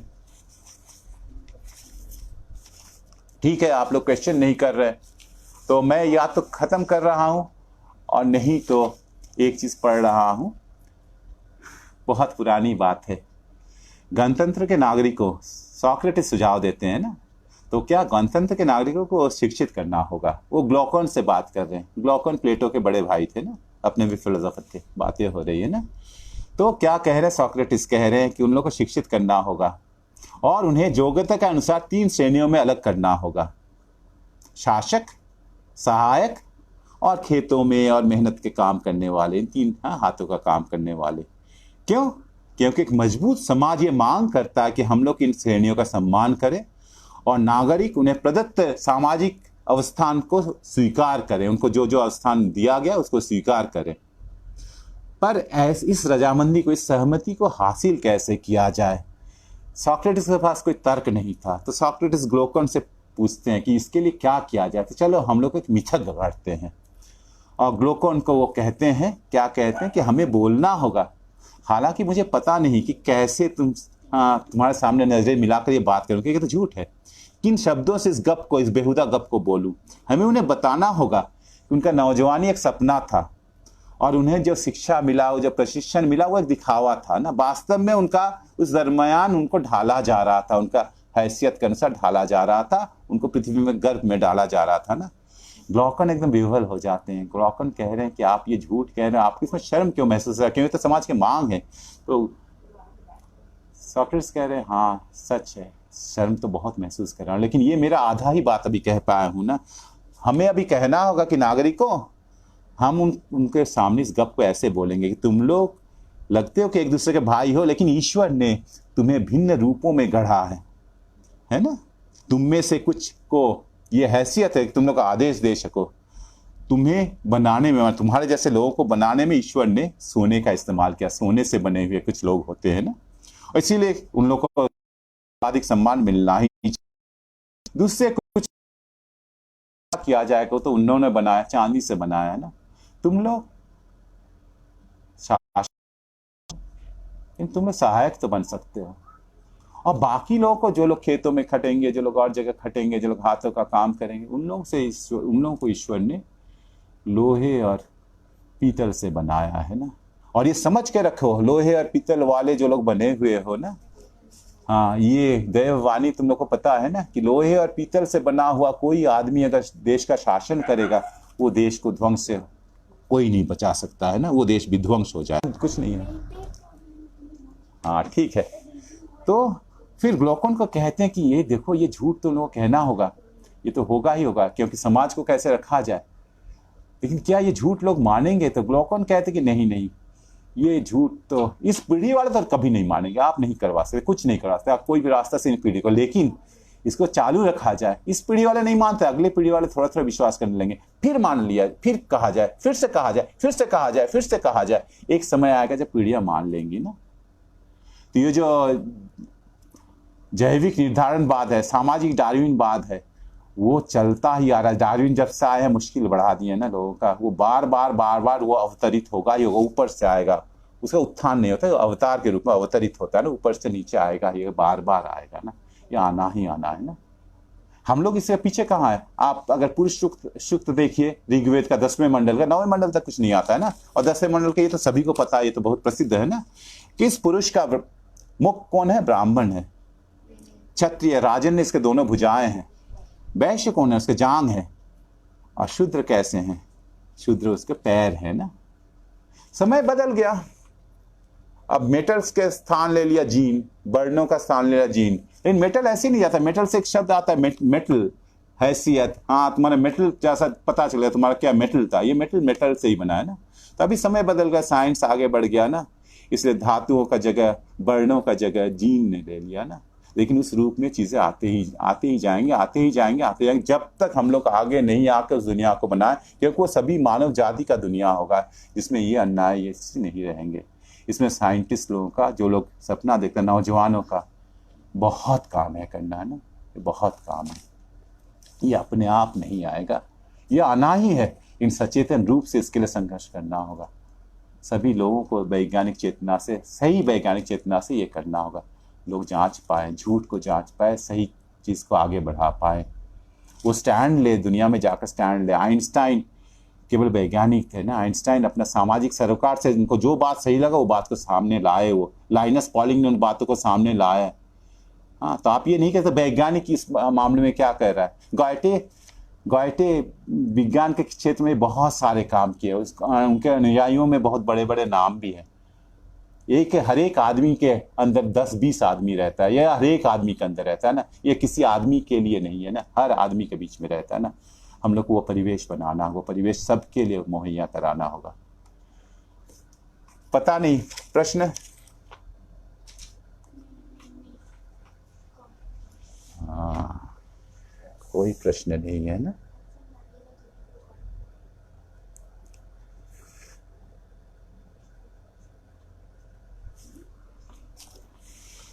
रविंद्रनाथ का एक गाना है, कल मैं सुन रहा था, मेरी बहुत प्रिय गाना है ना। उसको सुन, रविंद्रनाथ कोई जन कवि नहीं थे ना, नहीं हो पाए, सभी को सब कुछ तो नहीं हो पाता ना। तो रविंद्रनाथ एक मानवीय कवि तो थे ही थे ना, और उनको मानव की पीड़ा दिखती भी है। लेकिन रविंद्रनाथ का एक गाना जो बहुत प्रिय है मेरी ना, आकाश भरा सूर्य तारा, विश्व भरा प्राण ना। मैं आप लोग का प्रश्नों का इंतजार 2 मिनट करूंगा।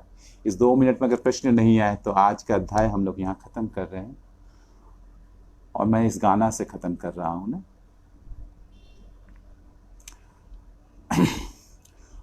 आकाश भरा सूर्य तारा, विश्व भरा प्राण তাহারি মাঝখানে আমি পেয়েছি, আমি পেয়েছি মোর স্থান। বিশ্বায়ে স্থায়ী জাগে, জাগে আমার গান आकाश भरा। मैं और नहीं गा रहा हूँ, इस गाने का आशय क्या है? ये जो पूरा सूरज तारा, हाँ, ग्रहों का ये विशाल दुनिया, ये असीम दुनिया है, मैं ना उसमें मेरा भी एक स्थान है ना। मैं जब ये समझता हूँ कि मैं, मेरा भी उसमें एक जगह है, तो अपने आप मेरे अंदर से वो गाना चला आता है ना। ये जो मैं, ये मैं कौन है? ये मैं कोई मैं रविन्द्रनाथ केवल नहीं है, मैं हर एक मानव है ना। ये तो बहुत बड़ा बात है ना। हाँ, मानव को हम लोग पशु के स्तर में जीने को बाध्य कर रहे हैं ना। हाँ, स्टीफन जे गोल्ड कहते हैं कि मुझे इस बात से बहुत ज़्यादा कोई दिलचस्पी नहीं है कि आइंस्टाइन का दिमाग कितना बड़ा था, उसका दिमाग में कितने उतार चढ़ाव थे, कितने उभार थे ना। मैं वो जो एकदम एकदम लगभग जो निश्चित सत्य को जो जानता हूँ, वो मेरे दिल को एकदम कचोट लेता है ना, वो मुझे परेशान कर देता है, मुझे शब्द कर देता है। वो क्या है? मैं ये जानता हूँ कि असंख्य लोग, आइंस्टाइन का समान मेधा वाले असंख्य लोग इस दुनिया में आए हैं और खेतों में, खानों में, कारखानों में, नारकीय परिस्थिति में, बहुत कम मजदूरी में घंटों घंटों खटते खत्म हो गए समान मेधा वाले। ये सत्य है।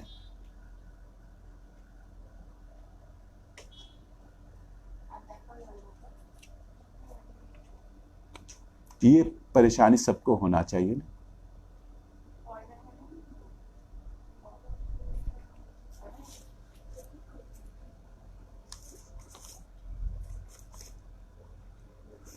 आज खत्म किया जाए।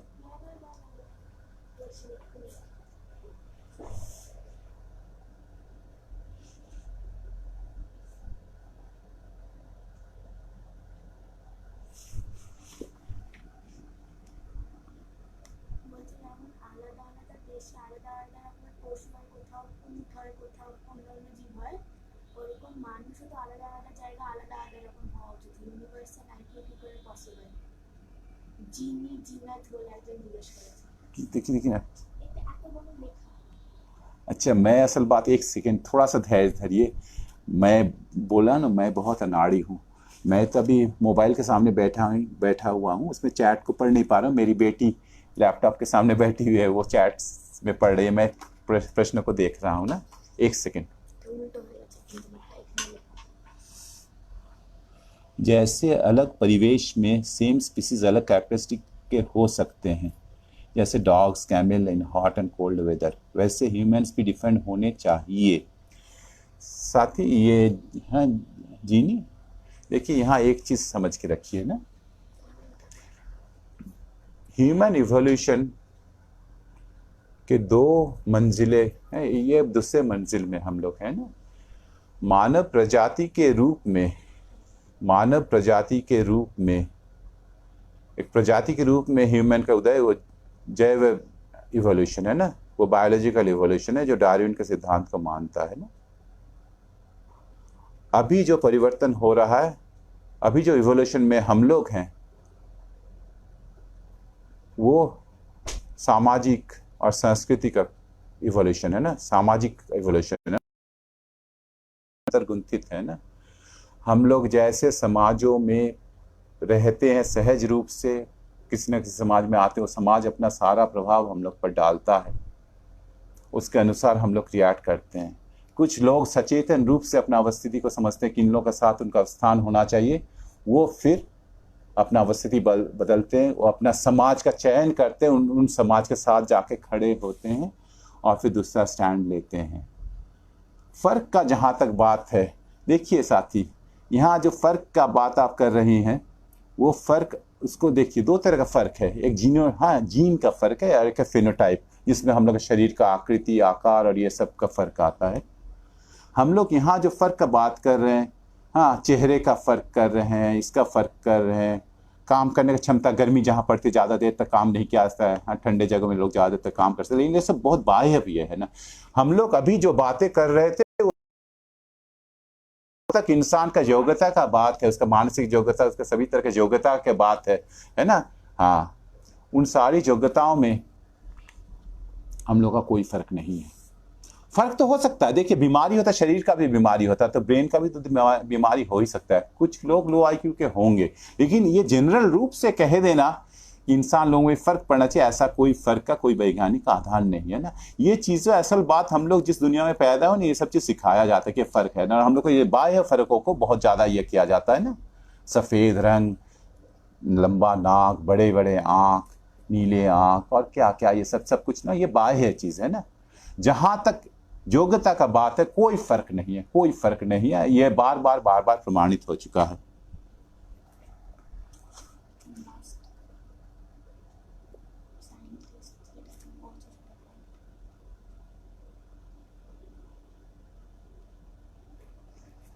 अच्छा, I think it should be explained that through though scientists in class society can never think in never truly be objective, but there is a scientific truth in itself. Its perception and theorization is a different profession. एकदम सही बात है। हाँ अभिनव, ये बात एकदम सही बात है। हाँ, ये शायद मैं अपने बात को रख नहीं पाया हूँ। मैं कहा हूँ साइंटिस्ट लोग का ऑब्जेक्टिविटी एक मिथक है ना, लेकिन एक साइंटिफिक ट्रुथ होता है जो साइंटिस्ट के पर हम लोग रहे चाहे नहीं, एक सही चीज, एक चीज होता है, साइंटिस्ट लोग भी आइडिया लेकर आते हैं ना, आइडिया है, लेकिन साइंस का तरीका क्या है, इस आइडिया को क्रॉस चेक करना रिलेटिव ग्राउंड में, तभी साइंस का सत्य आगे बढ़ता है ना। और साइंस कभी भी, साइंस का जो ऑब्जेक्टिव ट्रुथ है, जो एकदम निश्चित रूप से है, वो सत्य, लेकिन धर्म का सत्य से अलग सत्य है। साइंस का सत्य सापेक्ष सत्य है। साइंस कभी भी क्लेम नहीं करता कि हम लोग सब कुछ जान गए।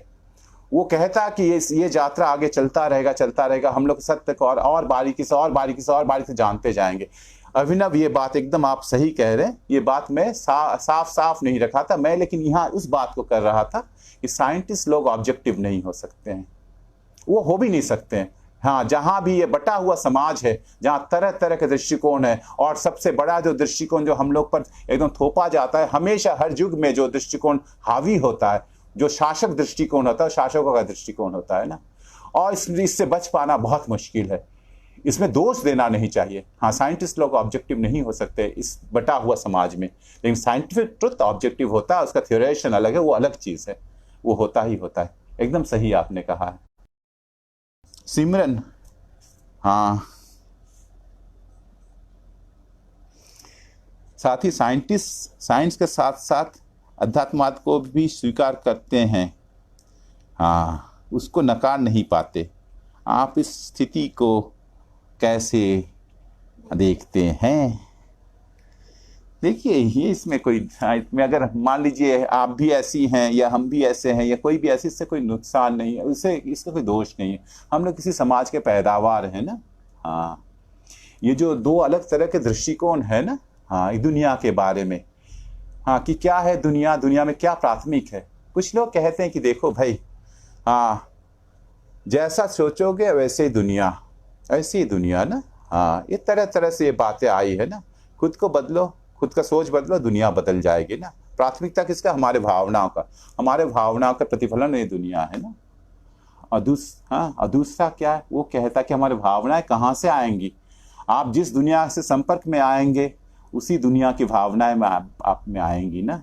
हम लोग कहते हैं बच्चों को प्रश्न करना चाहिए, लेकिन बच्चे का प्रश्न का दायरा को हम लोग संकुचित कर देते, उसको दुनिया में खोल कर रखने, सामने जाने नहीं, उसको बचा के रखते हैं, तो ऐसी बातें करेगा। तो ये जो दूसरा सोच है, उसको कहते हैं भौतिकवादी सोच ना, कि ये भौतिक दुनिया वो असल सत्य है ना, और हमारे भावनाएं उसके ये है ना। और फिर दूसरा सत्य है क्या?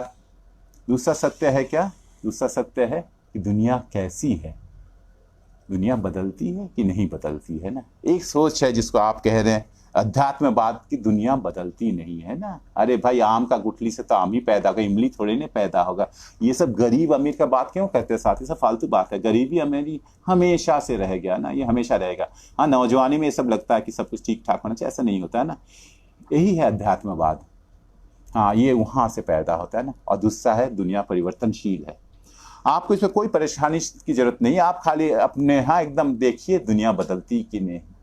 मैं कभी कभी, आप लोग तो हम समझते हैं कि आप लोग मेरे सामने जो लोग बैठे हुए नौजवान लोग हैं ना, मुझे अभी याद है कि मैं 14-15 साल का था, मैं कैसा था, क्या था, मेरे आंखों में चश्मा नहीं था, कुछ नहीं था, मैं अभी कैसा हूँ, मैं हर समय डरता हूँ कि भूल जा रहा हूँ चीज़ों को। ये था ना, ये परिवर्तन है ना। परिवर्तन माने सब तरह का परिवर्तन। ये जो भौतिक दुनिया है उसका ये एकदम पहले जो भौतिक दुनिया के हर एक चीज को भौतिक दुनिया का सदस्य रूप में चिन्हित करता है कि दुनिया में परिवर्तन होता है। तो आप सिमरन, आप क्या नहीं पाती हैं कि दुनिया बदलती है, और दुनिया बदलने के बात को अगर स्वीकार करती हैं तो आपको कोई डरने की बात नहीं, अध्यात्मवादी नहीं है आप। ये चीजें जैसे ही हम चीजों को वैज्ञानिक रूप से देखना सीखेंगे, ये अपने आप ठीक हो जाएगा। इसमें कोई डरने की बात नहीं है ना। हम लोग में बहुत सारे लोगों में बहुत सारे कुंठाएं हैं ना। समाज भी बदल रहा है, हम लोग भी बदलेंगे ना। उन्नत समाज, उन्नत मानव गढ़ेंगे, दोनों साथ साथ होता है ना। पहले आदमी उन्नत होगा, पहले अपने अध्यात्मवादी सोच को अलग करके फिर वो करेगा, ऐसा नहीं होता। वो दोनों आस्ते आस्ते दूर हो जाएंगे ना। कहा अध्यात्मवाद का बात, उससे बहुत भयानक भयानक बात, और भी भयानक भयानक बात है ना, पितृसत्ता। आप क्या समझते हैं कि पितृसत्ता इतना आसानी से दूर हो जाएगा? नहीं दूर होगा ना। इतने दिनों से, हजारों सालों से चला आ रहा है ना। और बदला हुआ समाज भी आएगा, उस बदले हुए समाज में भी ये पितृसत्ता बहुत दिनों तक राज करेगा। इतना दिनों से हम लोग का दिमाग में छाया हुआ है ना। लेकिन चीजें बदलती हैं और चीजें बदलेंगी, इसमें डरने की कोई बात नहीं है। ये अलग होगा ही होगा। आपको अच्छे से चीजों को देखना है, आपको चीजों को जांचना है। किसी भी आइडिया को, किसी भी चीज का, अध्यात्मवाद के आइडिया को आपको रियलिटी के साथ जांचना है। आप अपने आप देख लेंगे कि क्या है क्या नहीं है। Thank you all of you, thank you so much.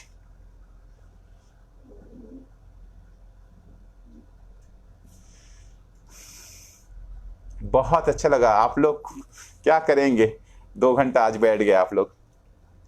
ठीक है।